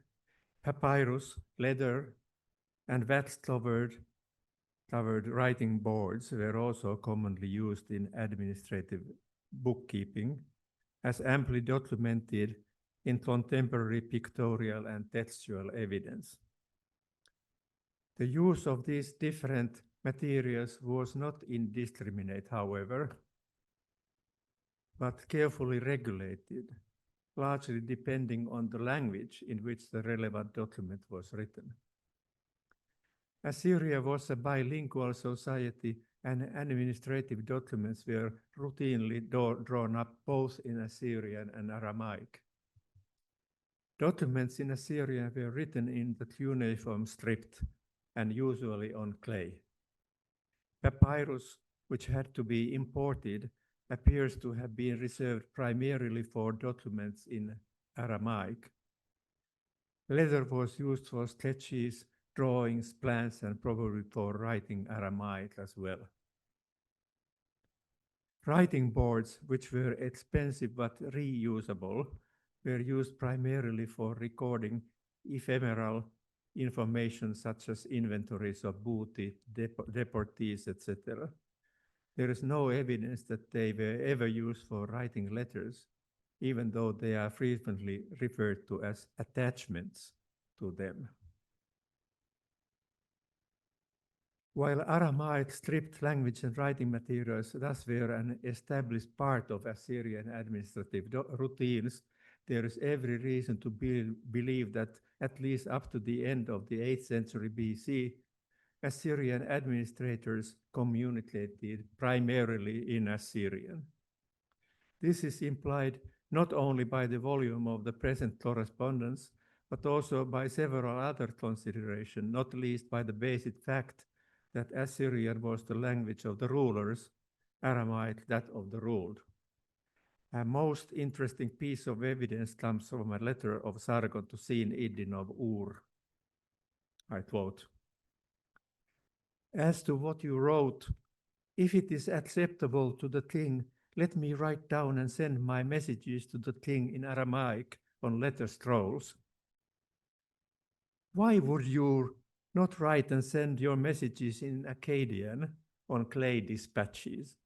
Really, the dispatches which you write must be drawn up like this very royal order." It would seem that Sargon was definitely against receiving letters in Aramaic from his own administrators, perhaps largely for reasons of pride, but possibly also for reasons of safety. Intercepted Aramaic documents could certainly have been read by a great many more people than ones written in cuneiform.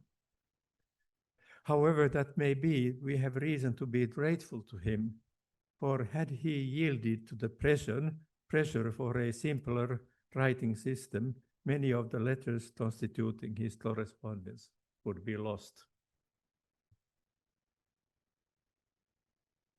A major shift to the use of papyrus and or leather in administrative correspondence probably took place soon after Sargon's death. Where are all these documents now? Only a few letters of the present type are extant from the reign of Esarhaddon on. How intensive was the communication between the central administration and its provincial extensions? And how much of this communication took place in the form of written correspondence? These are not easy questions to answer, since all messages were not written down and certainly not always written on clay. And since it is clear that an unknown quantity of the only type of dispatches that are actually extant today, clay tablets, must be either destroyed or otherwise not available for study. What does one do in the situation with a text like SAA 15-125? I just cited it, where the writer, a governor of Der, states that he was in possession of 1,000 seals of the ruling king. That is a figure 30 times the total of all royal orders extant from Sargon, and 100 times the total of all letters extant from that particular governor. If every royal order required a written answer, and if the round figure of 1,000 seals is even tolerably accurate, our corpus of Sargon letters would be only a pitiful fraction of the original correspondence, which might have comprised some 250 1,000 cuneiform letters alone. Since Sargon ruled for 17 years, this would mean some 15,300 letters per year and an average of 24 letters a day. Not an unthinkable figure in itself for a large empire. But is such a picture actually realistic? There are several weak points in the above reasoning. First of all, while royal messengers certainly had to return with an answer of sorts, the formulation of many extant royal orders implies that the written answer was not expected, but the simply implementation of the order sufficed. Frequently, the purpose of the order was simply to summon the addressee and or his troops to the capital or elsewhere to meet the king. In fact, it would seem that most, if not most of the communication between the king and his governors took place orally, either in the context of periodic visits to the capital or at specifically arranged meetings. Wherever a matter of major importance or emergency arose, a governor would avail himself of the express service and take himself to the king personally, leaving his deputy in charge of the affairs of the province. Only in case of routine matters, or when a personal visit to the king was not necessary or feasible, would communication by letter have been in order. Thus, the number of letters from provincial governors and the like may have been considerably fewer in number than those by the king. In the second place, while the term seal in letters certainly refers primarily to royal orders, there is no guarantee that the 1,000 seals in question were in fact all royal orders. The royal seal was impressed on all kinds of official documents issued by the king, such as grants, edicts, and even shipments of goods and raw materials. Thus, it seems that the total volume of Assyrian administrative correspondence was substantially smaller than initially considered. And my personal guess is that the maximum number of letters received by any Assyrian king in the course of his entire reign was probably closer to 10,000 than 100,000. However, that may be, a sample of 1,300 letters is not negligible by any standards and can be safely considered representative for the whole of the original correspondence.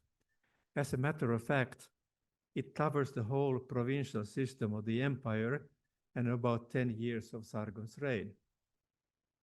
There are thus more than 100 letters from each year on the average. From some correspondence, there are more than 30 letters, from others only a letter or two. Whatever the original extent of the correspondence, this distribution is very likely to correspond to realities. There were only a few officials who maintained a regular correspondence with the king. The great majority of administrators received written orders from the king, but only rarely wrote to the king themselves. The first volume of the Sargon Correspondence, SA1, contains letters from a total of 43 individuals, identifiable by name or status, and a few others from names whose names have not been preserved. 14 of these individuals can be identified certainly as provincial governors. Altogether, their letters account for 41.5% of the material.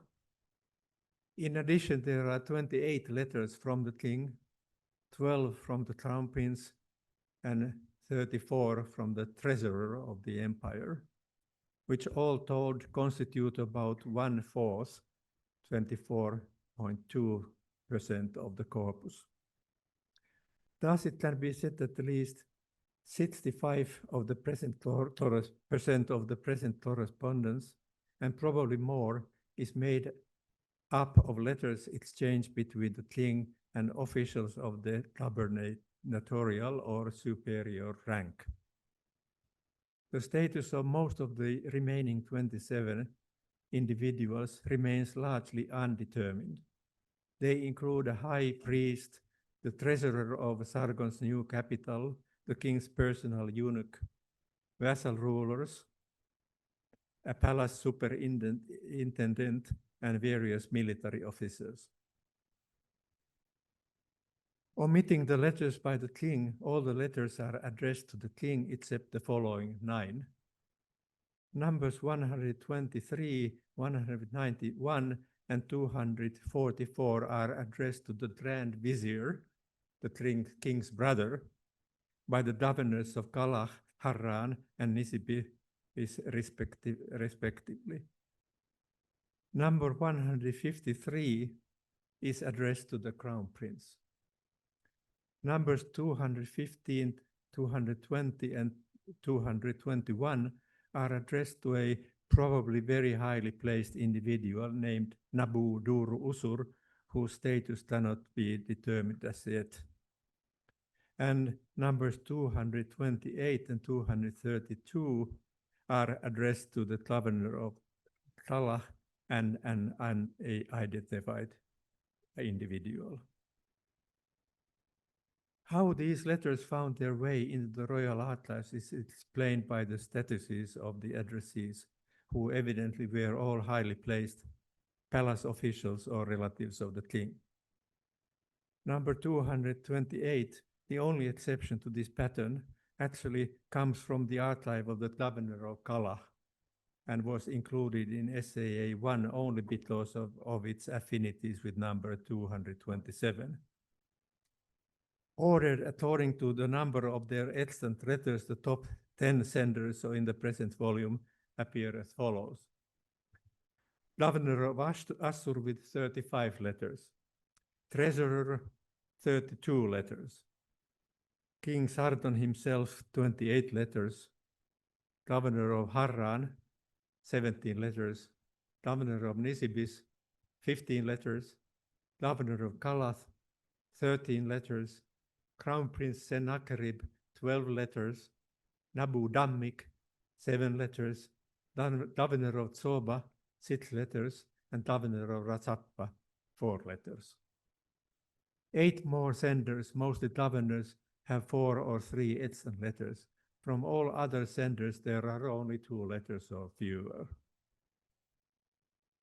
This picture agrees with the results obtained in the analysis of other settlements of the Assyrian royal correspondence. In general, the more powerful or influential individual, the more letters from him would be found in the royal archives. On the other hand, one must not forget the role of oral communication and the partly chance of discovery and preservation must play in the statistics of the above table. The governor of Nineveh with only 1 extant letter and the governor of Kue with no extant letters were hardly less powerful and or influential than the obscure Nabu Dammik figure in the table. Nevertheless, the high profile of the senders with more than 10 letters can hardly depend on mere chance. Typologically, the Sargon correspondence, like the Assyrian royal correspondence in general, falls into 4 major classes. Royal letters and orders, responses to these, reports, and varia, consisting chiefly of miscellaneous suggestions, requests, and petitions. The first 2 are intimately interconnected and furnish important evidence on Assyrian royal policies and the practical implementation of royal commands. Letters of class 3 to 4, reports and varia, provide invaluable information on contemporary political, military, social, and economic developments and conditions both in Assyria and abroad. The largest group of letters is 3 reports, which can be subdivided into 2 subgroups, routine and acute reports. The former consist of mostly stereotyped reports on the state of the province, performance of major religious festivals, crops, weather conditions, and so on. The latter is made up of highly individual reports, the acute reports, of highly individual reports of unusual and or alarming political and military developments, critical situations, emergencies, and the like. It seems likely that reports of type A, routine, were expected to be submitted regularly at given times of the year and would thus a priori have been comparatively infrequent. Reports of type B, acute reports, on the other hand, were bound to be highly irregular and may have clustered in considerable numbers around certain incidents.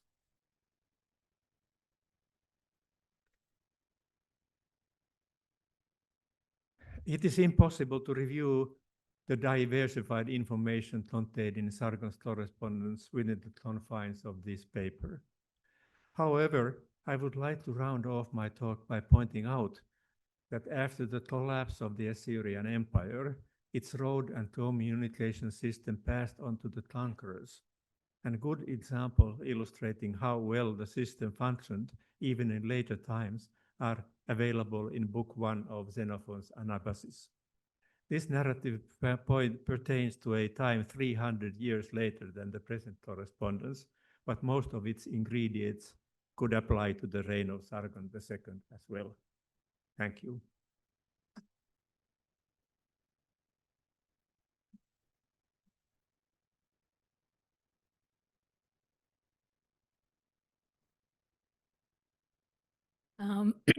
Thank you very much. It's quite fitting that this is the Assyrian English Dictionary, because I've also been looking for an Assyrian dictionary, what my parents said and what it actually means. But at this point, we'll be taking questions from the audience. Thank you very much for this awesome presentation. I just want to thank Professor Parpola and his team for a project, an excellent project, and it's online. All these letters, all what he mentioned, you just type SAAO, State Assyrian Archives online. It's a great tool. You can see the cuneiform, you can see the English, and you can see a lot of things. Thank you for that. My question, how long took you to do this project? A long time. But we started doing it systematically when I established the project itself and had money to implement what we wanted. Actually, to computerize it, it was our first goal was to get it online. Not online at that time, but get it computerized so that we could run various indices and so on. And that took only only less than 2 years to have it done. But then, of course, publishing the individual volumes took longer, but we had good editors, which we contacted early, and we had a very fixed, very tight schedule. We wanted to publish 2 volumes each year, which we could maintain pretty long until about 1990, so that by then quite a few volumes had already been published. Later on, it slowed down a little bit because we were concentrating on other things. at the same time, and it did not look as imperative to maintain the tight schedule after a certain point. So, but all in all, I mean, the fact is that the last few volumes, there's Ashurbanipal's Correspondence and then the supplementary volume, actually appeared only 2 years ago.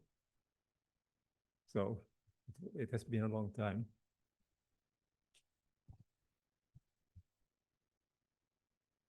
Thank you very much, Professor Parpola. I have a question about Assyrian dictionary. Why is it called Assyrian while other dictionaries were called Akkadian? Noting that... I'm coming to that in my paper. Yes. Okay. I mean, very soon. My question is, why was it called always Akkadian, while the term Akkadian, I suppose that it is not evident that is like academic. I tell you, Akkadian comes from the city Akkad, which was the capital of the first Akkadian Empire, about 2350 BC. Therefore, it serves as a collective term for later two, I mean, Babylonian and Assyrian, both dialects. Not necessarily really dialects of Akkadian, they belong to the same family. As I think that Assyrian was originally not at all the same language as Babylonian was. But there were also more Akkadian languages that are not come down to us in their entirety. Like, for instance, the Diyala former languages that was spoken in Diyala, along the Diyala River, or the Akkadian Mulmari, which is also, I mean, a group by itself. But in any case, the important thing is to realize that Akkadian is only a sort of collective term, and Assyrian is a language of its own. Sorry, we have the second part. So please, no questions on the Assyrian-English-Assyrian, because we haven't started with, okay? Just on the correspondence of Sargon II, please. Thank you, Professor Parpola, for this amazing, very informative lecture. And as I told you before, I referenced you throughout my PhD, and you've been such a great resource for my own work. The question I want to ask is, you mentioned that the Assyrian messages or letters were enveloped, put in an envelope. Does that mean the Assyrians were the first to invent the envelope? Yes, they were enclosed in a clay envelope, and every single message was done that way. So it is impossible to read the messages, you know, without it becoming known. Yes, and as I pointed out, it would be very difficult for the robbers if they managed to get hold of the messages too.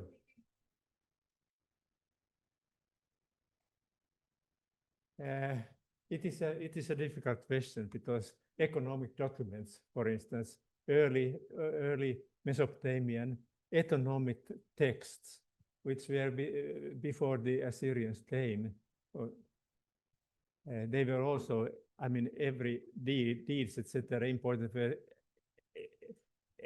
enveloped, so that Assyrians only adopted a practice that had been there for thousands of years.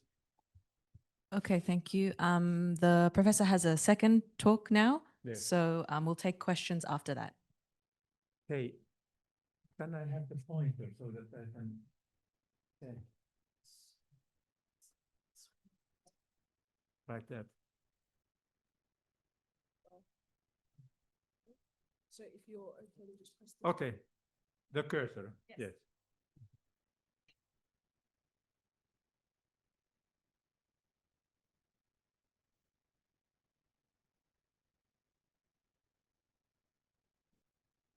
Okay, I first give a brief history of Assyrian language. The Assyrian language is a branch of Akkadian, an ancient Semitic language spoken alongside Babylonian in ancient Mesopotamia from about 2300 until about 500 BC, after which it gradually merged with Aramaic.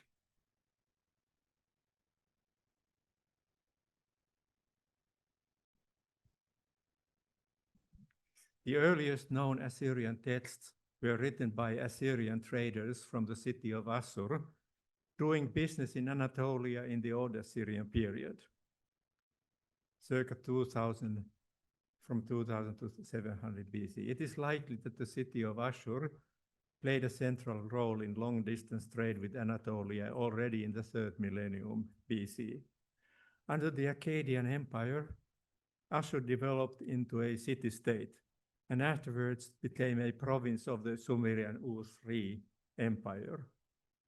The later kings of Assur observed the traditions of their Akkadian predecessors and fostered Standard Akkadian as a cultural language. All later kings, I mean, not only the early Assyrian kings, but also the latest, including Ashurbanipal. Assyrian royal inscriptions, epical poetry, and other genres of literature were hence usually composed in Akkadian under strict observance of ancient stylistic conventions. Other kinds of texts were, however, routinely written in Assyrian, not in Akkadian. The corpus of Old Assyrian currently consists of more than 23,000 texts, mainly letters and various legal, economic, and administrative documents, but also treaties, eponym lists, incantations, etc., and later many other types of the text as well. For example, laws and edicts, cultic rituals, horse training instructions, perfume, glass making, and medical recipes, astrological reports, oracle queries and reports, prophecies, and even literary and scientific texts, epics, hymns, prayers. Many of the latter are written in a mixture of Assyrian and Standard Akkadian.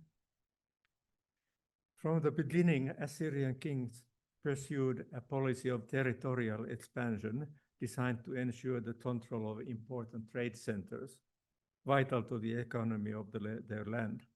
This policy gradually led to the creation of a large multinational state, the Assyrian Empire, which dominated the Middle East for almost 7 centuries.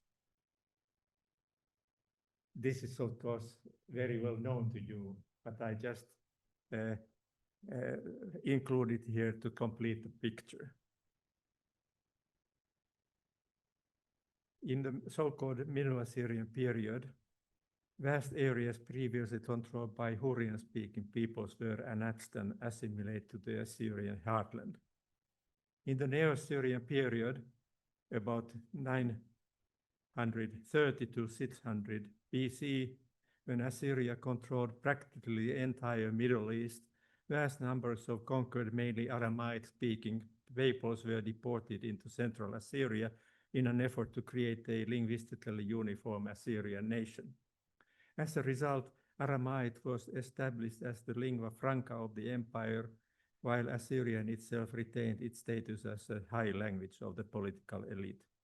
I would like to point out at this point that in the 7th century BC, the whole Assyrian royal court spoke Aramaic, so that it was not only the peoples of the masses, but also of the royal house. The Assyrian language of the Neo-Assyrian period differs from its Old Assyrian predecessors in many details of grammar and lexicon. On the other hand, many central features of Assyrian grammar and vocabulary remained unchanged through the ages. And while new forms, words, and phrases were constantly created, old forms, words, and phrases were sometimes astonishingly long retained as variants alongside newer ones. Grammatical features characteristic of Neo-Assyrian may be sporadically attested already in Old and Middle Assyrian. And conversely, words normally encountered only in Old or Middle Assyrian may occasionally turn up in Neo-Assyrian texts. This makes it legitimate to turn to Middle or Old Assyrian vocabulary whenever a particular or concept known from these earlier varieties of Assyrian does not happen to be attested in Neo-Assyrian. You must bear in mind that although we have a large amount of texts written in Neo-Assyrian, they are only a very small fragment of all the texts that once existed. So many words that existed in Neo-Assyrian times would be missing in this dictionary. After the collapse of the Assyrian Empire, Neo-Assyrian continued to be spoken and written at least until the middle of the 6th century BC. But thereafter it gradually assimilated to Aramaic and became extinct as a spoken language by the end of the millennium at the latest. However, it did not disappear without a trace. Many Assyrian features still survive in the phonology, morphology, syntax, and lexicon of the Neo-Aramaic dialects spoken in the ancient Assyrian heartland by the descendants of ancient Assyrians, the modern Assyrians. Probably one of the best indicators of the depth of this linguistic integration, the symbiosis and eventual merger of Assyrian and Aramaic, is that in later Greek usage, Aramaic language and script were commonly referred to as the Assyrian language and script.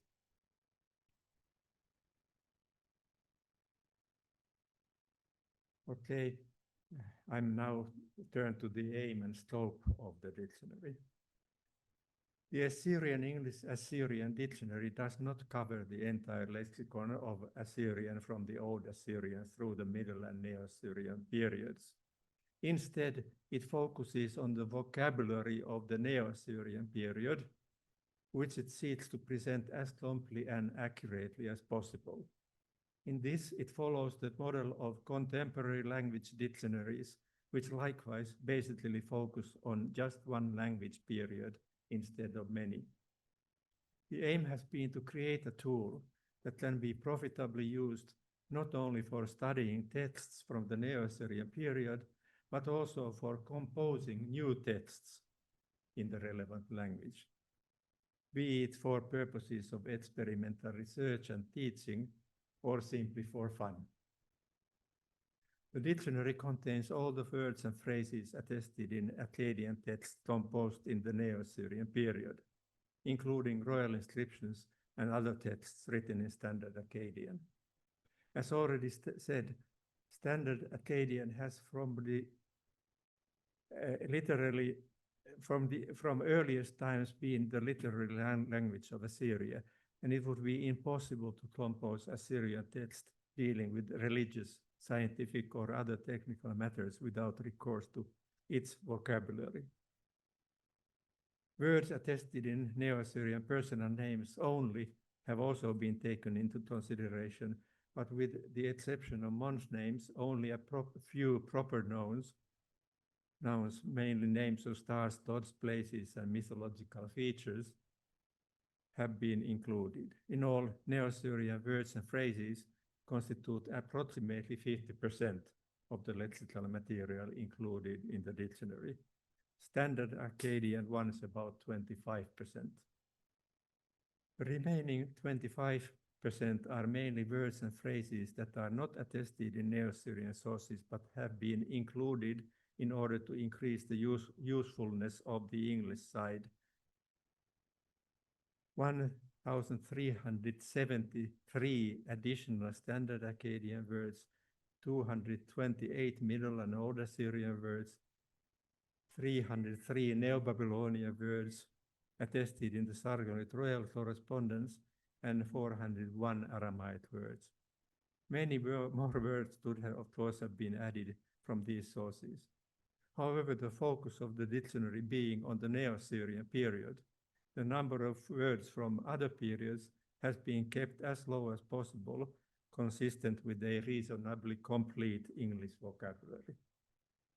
Furthermore, since the primary purpose of this dictionary is to document the Neo-Assyrian lexicon, forms from other idioms that are identical to Neo-Assyrian are not noted unless there is a difference in meaning, and then only the different meanings are noted. Words from other idioms that have a different spelling from Neo-Assyrian without different meanings are usually noted as variants. In addition, the dictionary contains a number of asterisk words and meanings that can be assumed to have existed in Neo-Assyrian, but not actually attested in our sources. Including such items in the present dictionary is justifiable by the fact that many of the relevant words and meanings can be derived with certainty from the basic vocabulary of Assyrian.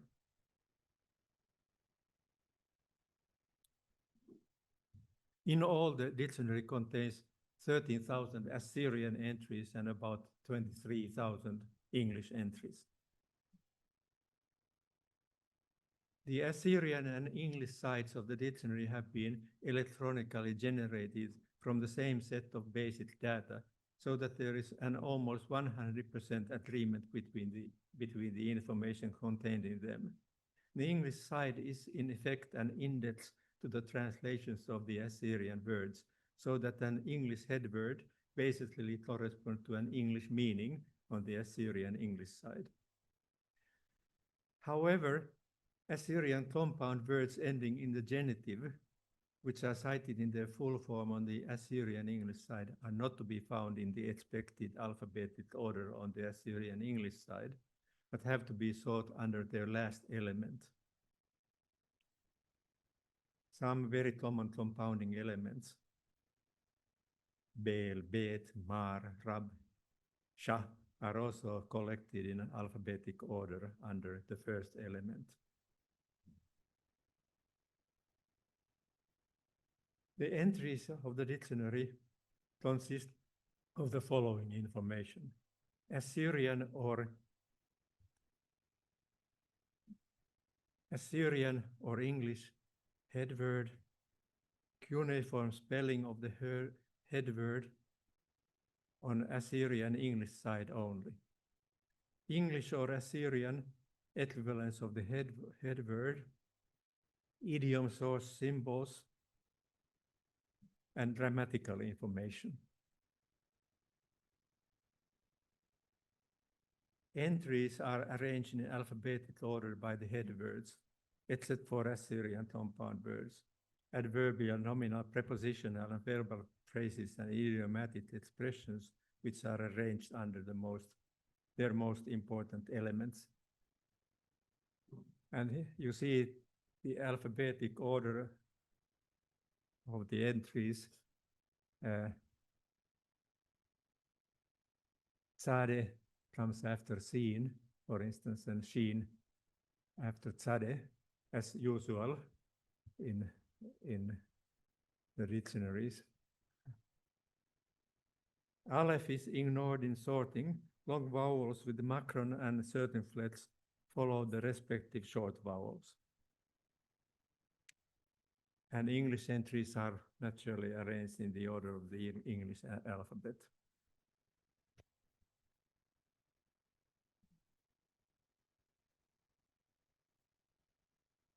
Assyrian words are transcribed according to the conventions familiar from the glossaries of the State Atlas of Assyria, although there are a few differences, very few.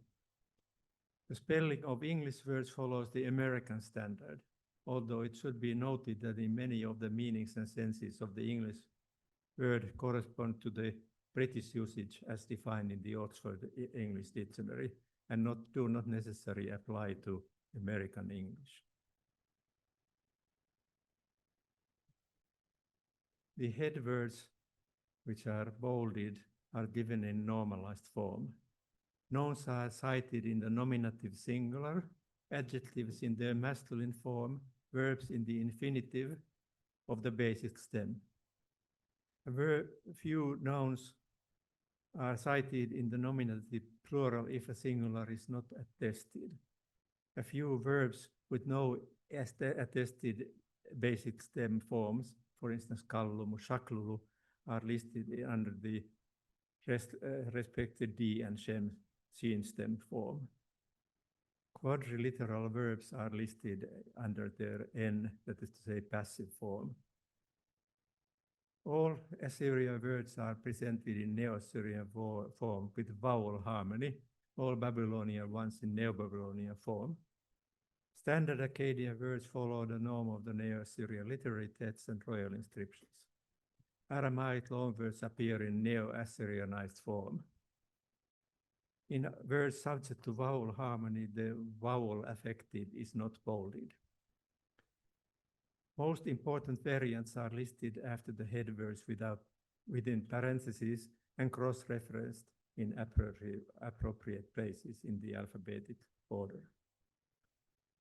Homonyms are differentiated with capital letters A, B, C, etc. following the head word. The order of the homonyms reflects their frequency and origin. More common homonyms are listed before less common. Neo-Assyrian ones come before Standard Akkadian, and this comes before Neo-Babylonian and Middle and Old Assyrian, and Aramaic ones.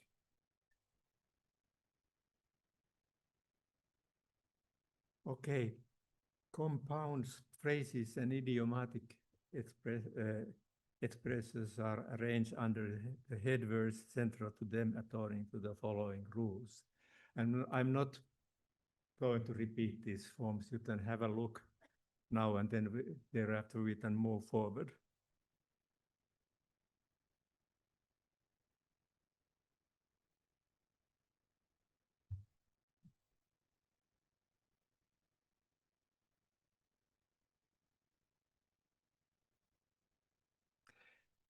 Okay, I'm now moving to the idiom source symbols. That is to say, as I said earlier, we have several different idioms that are listed in this Neo-Babylonian, Neo-Assyrian,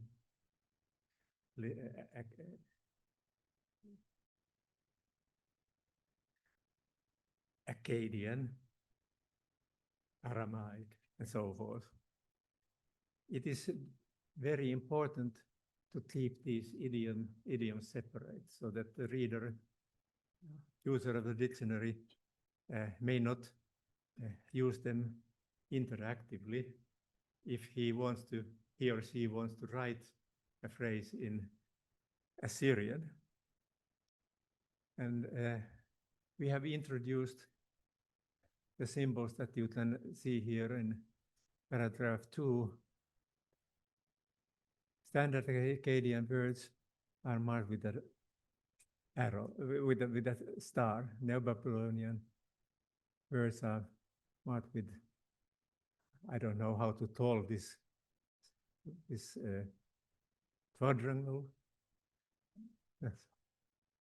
Obsolete words are marked with a cross, let's say, meaning that they are dead forms. Aramaic words are marked with a plus, and reconstructed words are marked with an asterisk.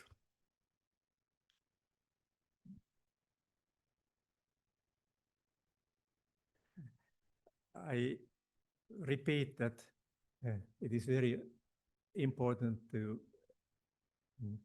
have these idioms marked, because if you compose Neo-Assyrian text, you have to know what idiom you can use and use it consistently. Even though educated Assyrians could routinely switch from Neo-Assyrian to Standard Akkadian in writing and to Aramaic or Neo-Babylonian speech, and thereby would occasionally mix the relevant vocabularies and grammars, They, on the whole, carefully observed the grammatical and lexical distinctions between these idioms. It is imperative, therefore, that you follow these distinctions carefully and take them into consideration, especially if you want to compose Neo-Assyrian or Standard Akkadian text. It is legitimate to resort to the vocabulary of other idioms if no suitable word or phrase is attested in a given idiom, let's say Neo-Assyrian, but mixing idioms indiscriminately when appropriate word exists in the idiom itself is not acceptable and should be strictly avoided.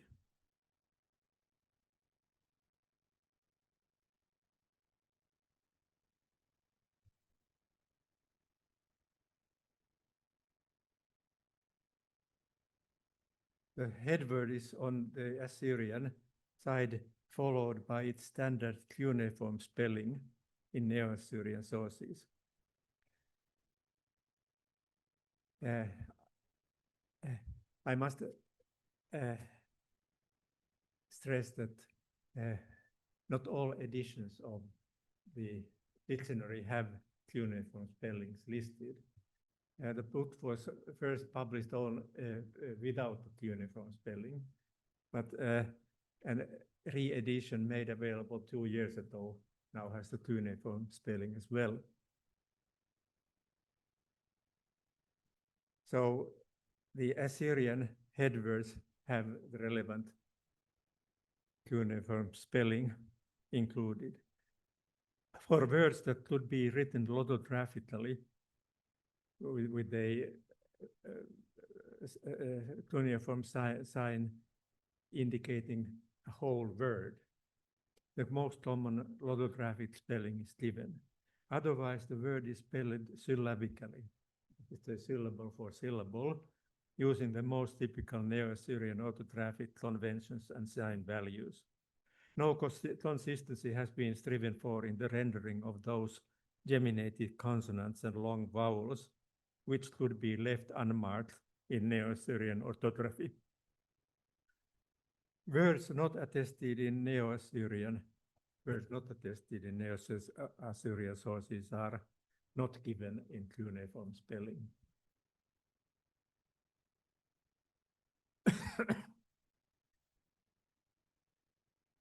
The abbreviations following the head word indicate its part of speech, noun, adjective, etc., gender, inflectional classes, plurality, and vowel class of the verbs. The vowel class of middle weak Assyrian verbs is generally not indicated, since it can always be easily inferred from the form of the infinitive. The abbreviations used are listed in the introduction.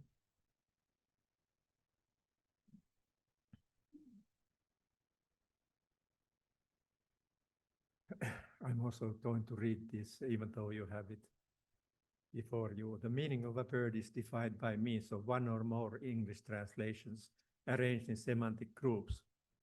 Distinct meanings are separated by semicolons, different senses by commas. In verbs with multiple meanings and senses, "to" only appears at the beginning of the list of different senses, and it is not repeated until the meaning changes. Clarifying or supplementary information is then enclosed within parentheses. Meanings restricted to specific verbal stems are preceded by the, sheen, etc. Generic definitions or unclear meanings are enclosed within parentheses. For instance, a plant, a gold ornament, or meaning unclear. Uncertain meanings are indicated with a question mark.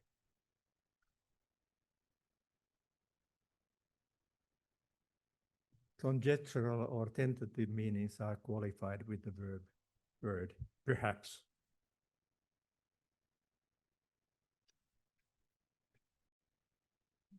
The Akkadian vocabulary is more limited than in modern languages, and according the semantic fields of Akkadian words often are much broader than in English. The reader should therefore not be surprised to find that the number of English entries in the dictionary considerably exceeds that of Assyrian ones, and that the number of Assyrian equivalents of an English headword usually is also much lower than the number of English equivalents of a given Assyrian headword.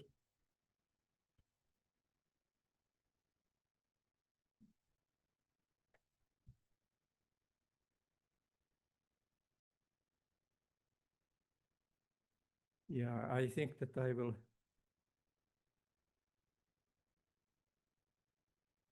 will skip the next paragraph and read the final paragraph only.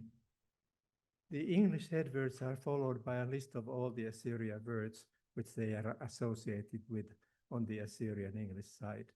Although listed in alphabetic order and separated by commas, these Assyrian words must not be understood as simple synonyms of the English word.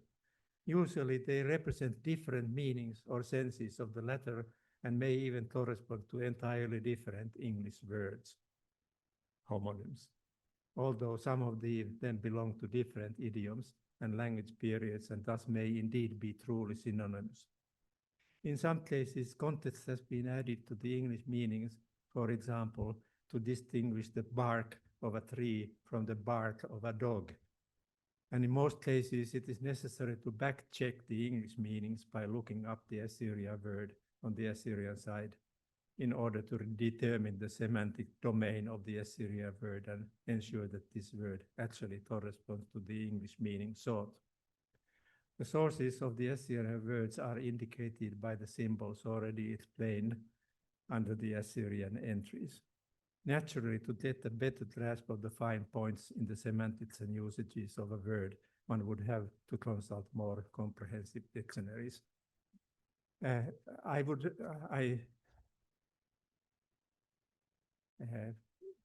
decided to include all this information, although it's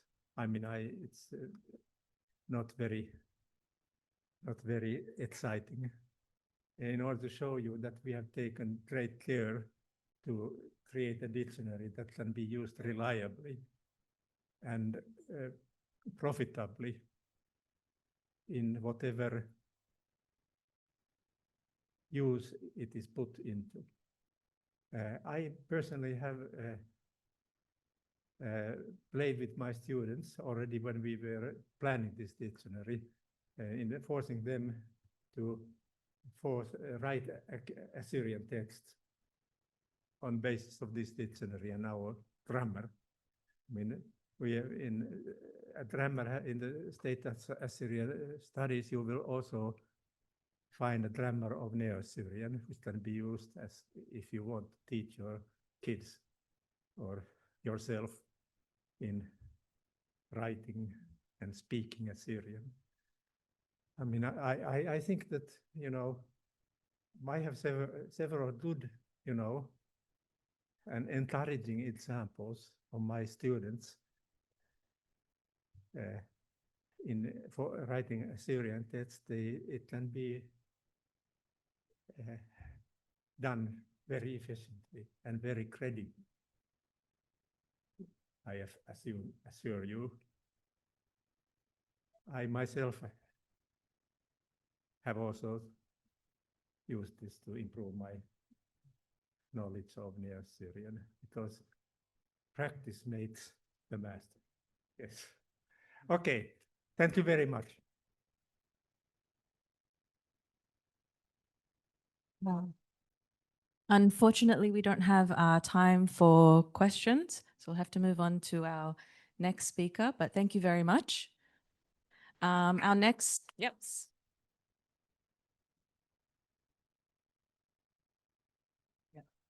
Our next speaker is Dr. Daniel Mansfield, Senior Lecturer at the University of New South Wales at the School of Mathematics and Statistics.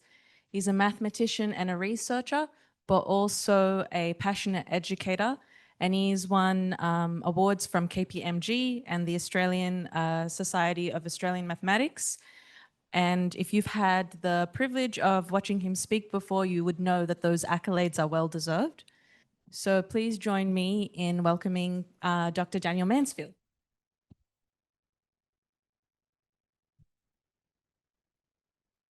Gosh, you've been too quick for me. Thank you so much all for coming. I'm just going to do a little reminder that the museum will be closing at 4 p.m.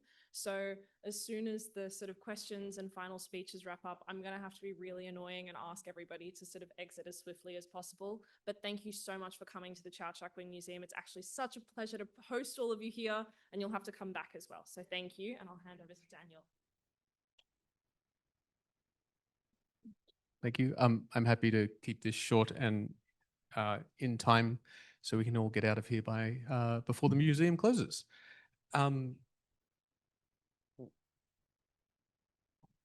Just do that. Oh, don't know how to make it full screen. Okay. I wanted to start with a little bit of a story. So I teach mathematics. Some of my students former students are here now.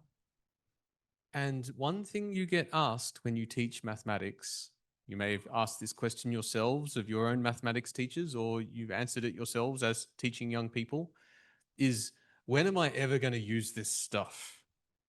You feel that? Yes. Happens all the time. Oh, yes. That's exactly where we're going. Once again, anticipated all the lecture. All right. So when I came, yesterday, for those of you who were here, we talked about some examples that showed they had a pretty solid understanding of the ins and outs of Pythagoras' theorem. And that, as an educator of people in mathematics, led me to think, well, what were they using it for? And if you look at it and all the evidence of them using mathematics that was available at the time, of them at the time, there's only about a dozen examples, but they're all education. So on one hand, you ask this question and you look at the evidence and it seems like all they're doing with it is just learning it again and again and again. But so that's a really, saying that they are just interested in it for education is a really solid historical response, because all the evidence we have says that that's what they're doing with it. On the other hand, that's a really disappointing response.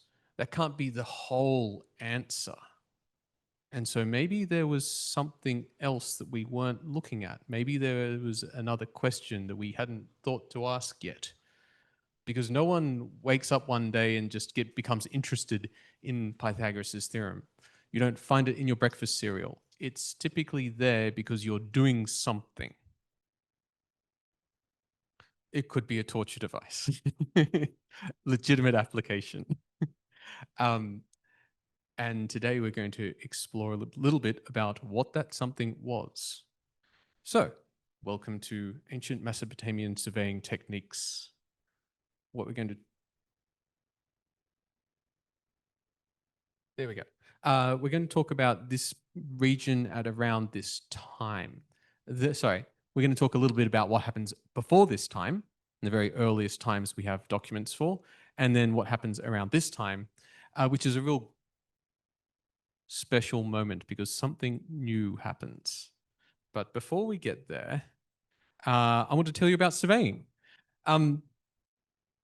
Nowadays, when you have children, you typically want those children to grow up, go to university, become doctors, lawyers, that kind of thing. Long, long ago in ancient Mesopotamia, you want your children to grow up and become surveyors. Surveyors were this respected professionals of the time. They were literate, they were numerate, and yes, highly regarded. Surveying was practiced by the gods who bestowed it upon earthly rulers. And so here you see a figure of someone with a luscious beard pouring a libation. And on the other hand, you have a god who is sitting with an even more luscious beard. And in his hands are the symbols of fairness and justice, the measuring rod and the measuring rope. So you have your unit rod and you have your rope. These are the symbols of justice. Also, very practical symbols for measuring fields used by surveyors, but symbolically representing fairness. That's how highly regarded surveyors were. They are literally carrying around the tools of justice and doing stuff with them. So, in the beginning, in the very earliest times, you have large, so this is around 1900 BC in the earlier times. Before then, we have many plots of agricultural plots, and we'll look at a handful of them. These are owned by large public institutions, temples, kings, that kind of stuff. And you have a need of surveyors at this time. You need your surveyors to go out, and you need, as a temple, you need to measure how much land you have.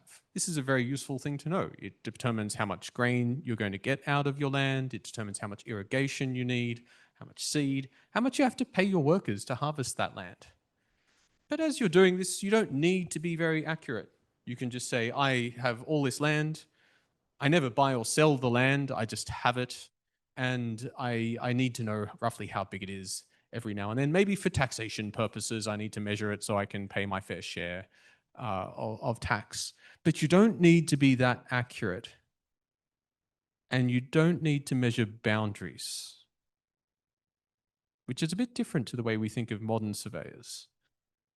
So you have surveyors, they're measuring very, very, very large pieces of land, but only approximately. You have even the units that they're using are quite coarse units. You don't even have a way to say anything smaller than 0.9 hectares.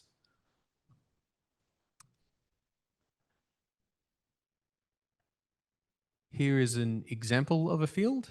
This is typically what they look like. You can see on the front a few things. We'll talk about those. The reverse says 4 to Aiku of land, belonging to the goddess Ninura, the field of Ugrura, the king, by his authority, caused to be surveyed. The year bursts in, the king destroyed the city of William. What can we see about the picture on the front? Anything particular? Triangles, good. There's a few triangles there. This land up here, that one there is, it says it's claimed specifically by another party. So this is not that little strip of land up the top. That does not belong to this field. Disputed, oh. Yeah. The thing that's interesting about this one is the rectangle. The rectangle is special. Things we know about rectangles, well, opposite sides have equal length. That's what rectangles are.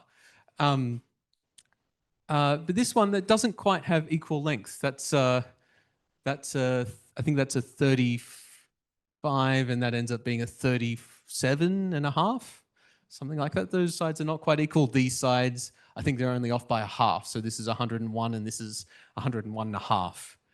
They're close. They're close. This is obviously intended to be a rectangle, but it's quite a large field. And if you don't have fancy lasers or some kind of technology to make right angles, then when you've got something that is, 600 meters long, then you're going to make small errors, which is fine. I mean, this is just an approximation for taxation purposes. It's a little bit off. No one's really bothered by that. And no one really expects the rectangles to be perfect either, because it's an approximation.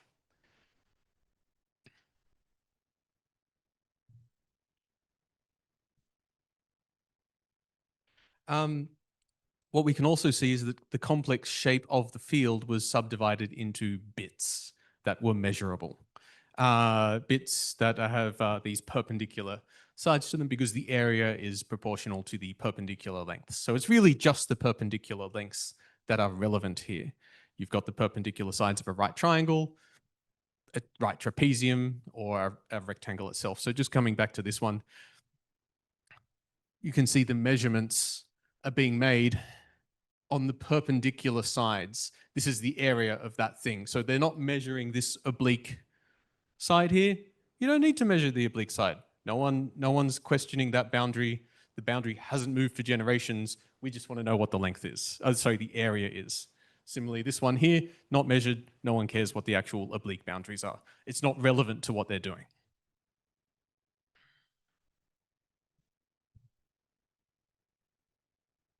And yes, as we saw, there's no particular need for the rectangles to genuinely be rectangles. The surveying is not required to be that accurate. And here is an even larger field. This one is absolutely enormous. What I like, and you can see it's got quite a huge region here. Lots of little trapeziums broken down along this curved surface over there. It's being quite carefully measured. This is serious surveying. These big fields in the middle, they've got two numbers written in them. One's upside down. It's actually been measured twice. So they've gone through, they've measured the big field, and then they've gone again, measured it again, and taken the average to get an even more accurate area here. But none of them are actual rectangles. You can't get, you need some kind of technology to get the rectangles to be accurate when you're talking about something that's that large. If you're drawing just a rectangle on a piece of paper, you can make it look good. You can make it look like a rectangle. But when it's 600 meters long, you don't have that ability to make it genuinely a rectangle. And that's fine. But what they're doing, absolutely fine.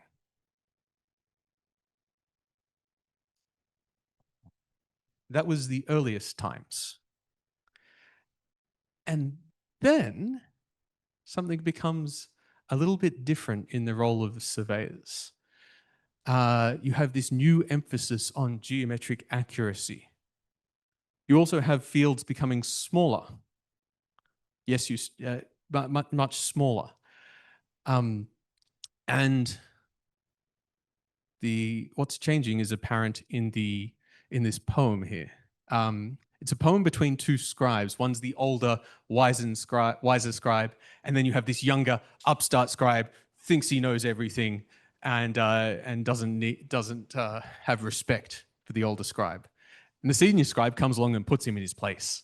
And he says, go to divide a plot, and you are not able to divide the plot. Go to apportion the field, and you cannot even hold the rope and rod properly. The field pegs you are unable to place. You cannot figure out its shape, so that when wronged men have a quarrel, you are not able to bring peace, but you allow brother to attack brother. Among the scribes, you alone are unfit for the clay. Oh, ouch. The junior scribe still thinks he's amazing and says in reply, when I go to apportion a field, I can apportion the pieces so that when wronged men have a quarrel, I soothe their hearts and brother will be at peace with brother. So it goes on like this, but this is the important bit. In the very earliest times, the field was owned by the institution. Big fields, communal ownership of land. Now the surveyors are having to deal with private land disputes. The role of the land ownership is changing, becoming more private. You get smaller fields, smaller private land holdings, and when you have people who are private landowners, they fight about where the boundaries are. And so we start to get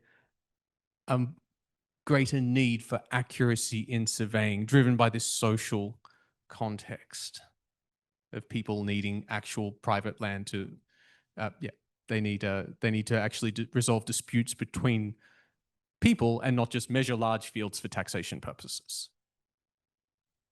So, what does that look like?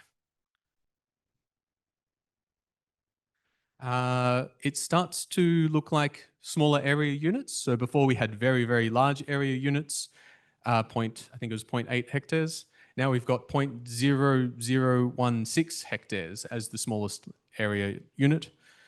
And yes, more private land ownership.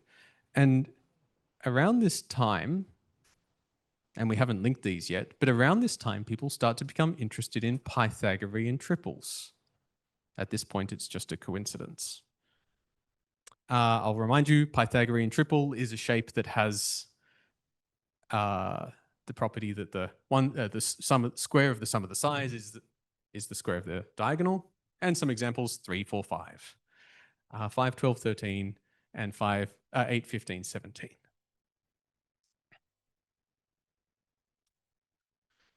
So here is an example of a field plan from the old Babylonian period. This is around 1900 to 1600 BC. We don't have many examples of field plans from this time. We have a lot from the earlier times, large institutional fields. We don't have a lot from this time. There's a few things that stand out about this one. The field is much smaller, and it's not owned by an institution. This is a field owned by someone called Sinbel Apli. The details are on the reverse.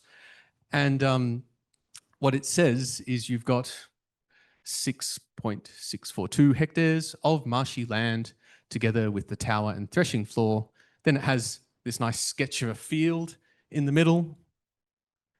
And then you've got more regions, about 10 hectares total area of field and 1.9 hectares, 1.39-ish hectares. It hasn't said what that's all about, but it's marked there. And on the reverse, there's some damage, and then some amount of total surface area of the field together with various marshes of Sinbel Apli. Apart from, and this is the nice bit, 2.52 hectares acquired through purchase. What's happening here? Someone sold some land. Someone sold some land. That's new. We haven't seen that up until around this period. There's something that's very, very interesting about the sketch.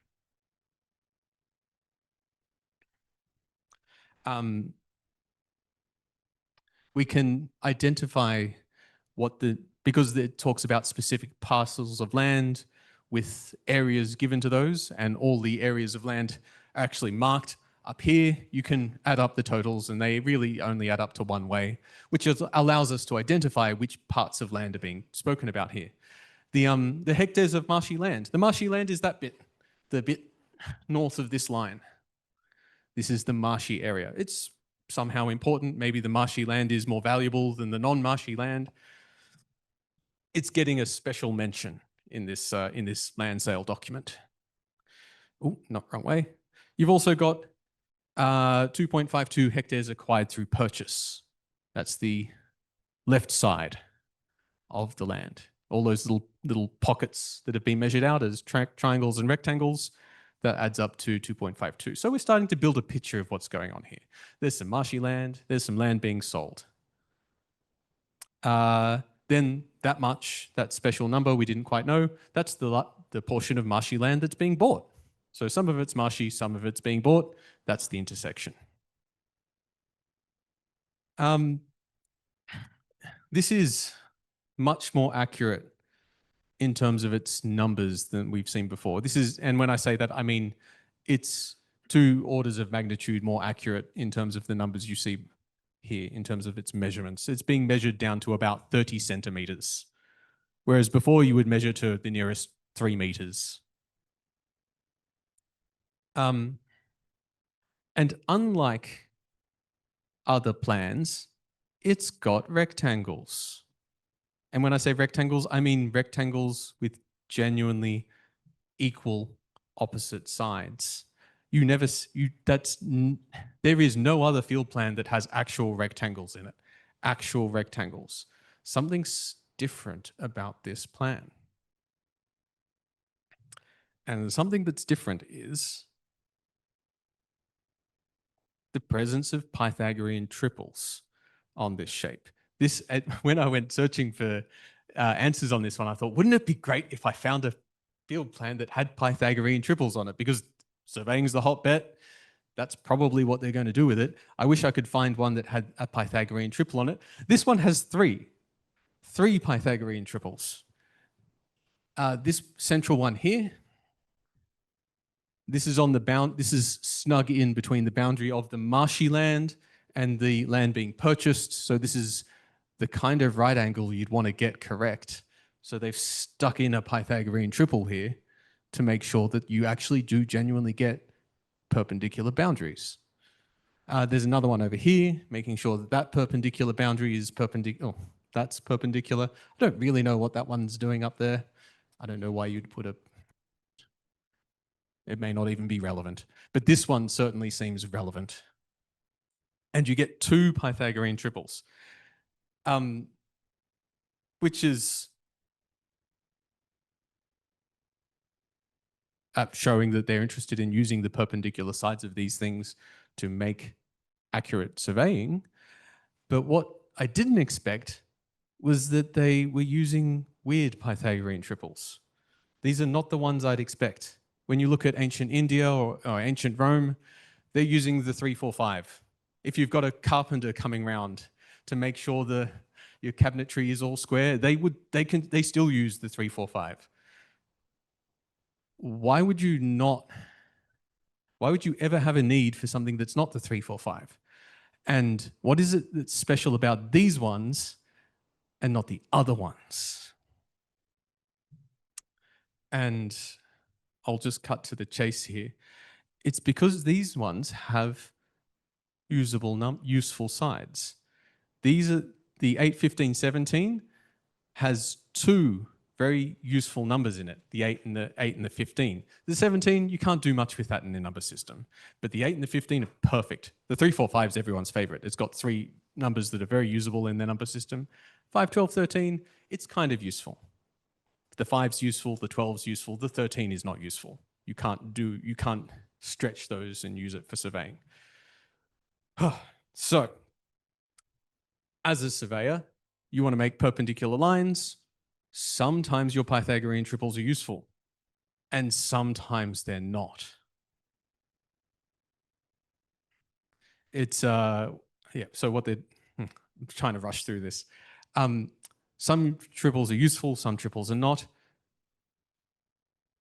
Wouldn't it be interesting if someday someone went along and made a systematic study of all the Pythagorean triples and said which ones were useful and which ones were not? And that's where we come to this object, which is the most famous object, a mathematical object from this period, which is a table of Pythagorean triples. Very Babylonian thing to do, to make a whole list of all the objects that you could possibly construct and then study them to find out which ones are useful. And that's the new tasty bit of this. See, we've known this is an object that has Pythagorean triples in it. What we didn't know, it's like someone's made a spreadsheet of all the useful things. This column here, it's broken. There should be more over there. We don't know what that is. This one is basically saying the relationship, the square of the diagonal is equal to the sum of the square of the sides. But these two were the ones that have resisted understanding. And what it appears to be, thanks to the surveying tablet, is someone is looking at the sides to try and figure out which ones are useful and which ones are not. So here's a reconstruction with numbers in them. I'll just skip it. I've put in the short side and diagonal. That's not actually on there. That's just what some people think are there. And what I want to say is, yeah, this is the first row. This is just what the first row says. You've got this shape, which is a Pythagorean triple. The diagonal squared minus the 1 is the short side squared. So you know it's not just any old rectangle. This is a genuine rectangle. And the simplified numbers on the other side, so this is row 1, the simplified numbers here in there and there are telling you there are no factors. This is as simple as it gets, and you can't use this triple because you can't rescale it to any amount you like. They can tell, by the way, because it ends in 49. Do do you know how to identify an even number? If I just tell you the final digits of a number, like it's a huge number, but I'm going to tell you it ends in 4. You can tell that it's an even number because all you need to do is look at the final digit. And if I tell you it ends in 5, well, you can tell me it's a multiple of 5 because you just need to look at that final digit to know what's there. They're doing the same thing. All they need to do is look at those final digits and they know from 49, nothing. You can't do anything with 49. 49's rubbish. A number ending in 15, however, perfect. Can totally play ball with 15. Same with 45. 56 and 53, they know enough that they know those also don't work. Anyway, so just making sure we get out of here on time. Conclusion, there's lots of different opinions on this tablet. My opinion is that it's telling us which Pythagorean triples are useful. Those final 2 columns are telling us which sides are actually, well, they call it regular, but let's just say useful for now. Turns out that there's only 5 of them. In all the infinite world of Pythagorean triples, only 5 are useful. They all would be contained on that tablet if it was completed. 2 of them are the ones we saw on the surveyor's tablet, that one and that one. And the 345 is the one that crops up on pretty much every educational tablet because it's just so pleasant to use. And just to sum up, I like this one because to me it feels like someone has taken a problem from, they're a surveyor and they've come along and they've noticed there's something strange with these Pythagorean triples. Not all of them can be used. They know that they can generate lots of them, but they know that also that only some of them are useful. And what they've gone through and made a systematic study of all the shapes and analyzed them individually and discovered that, hey, here are just the useful ones. And to me, this feels like a piece of pure mathematics, something that someone has done, yes, certainly based in practical needs at the time, but then they've really gone further and made a systematic study of it. So let's leave it there because I know we have to get out of here. All right. Thank you.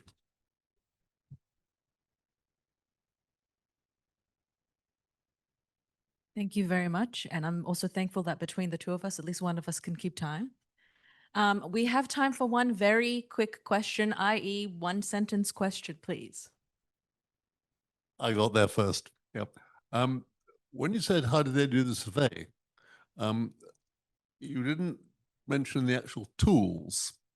So presumably, having done this piece of work, you knew where to put the knots in your piece of rope? So you have,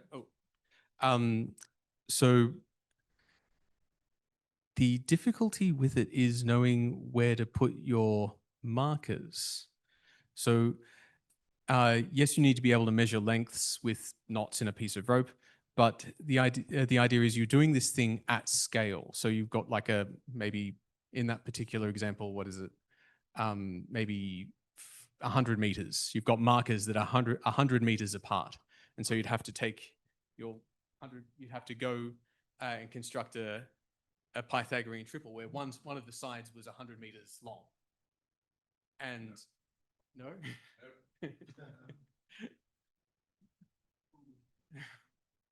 Okay. Yes. Using all ratio, like use a set square.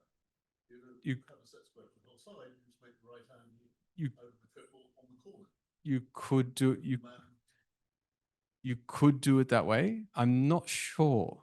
The reason why I think they're actually making a big Pythagorean triple, at least initially, is because the surveying tablet had a big Pythagorean triple right in the middle. So to me, I'm thinking they actually made one in that shape and used that as the kind of foundation for the whole thing. But equally well, they could have just made a small version and then just extend by sight until you get that one. I can't say one way or another. It seems like they're using, but if you're doing it as a little small corner, then you never need anything except the 345. So And I think that's what, maybe they're doing that later. I don't know. Could be. It could be. Good question. Let's thank all of our speakers again. I'll just give my thanks to the University of Sydney, the museum staff, of course, all of our speakers, Professor Trump, my dad who organized the Gilgamesh Festival, and everybody who helped to support it. Thank you very much.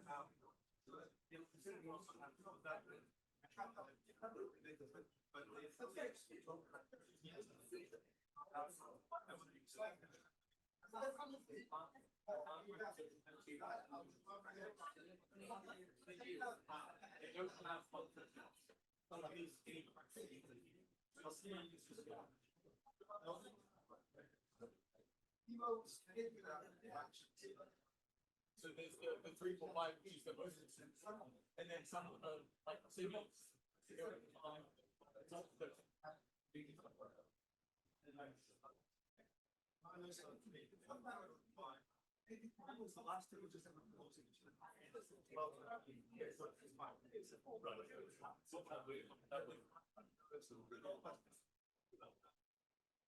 They get so actually it's a 3, 4, 5 nice and square.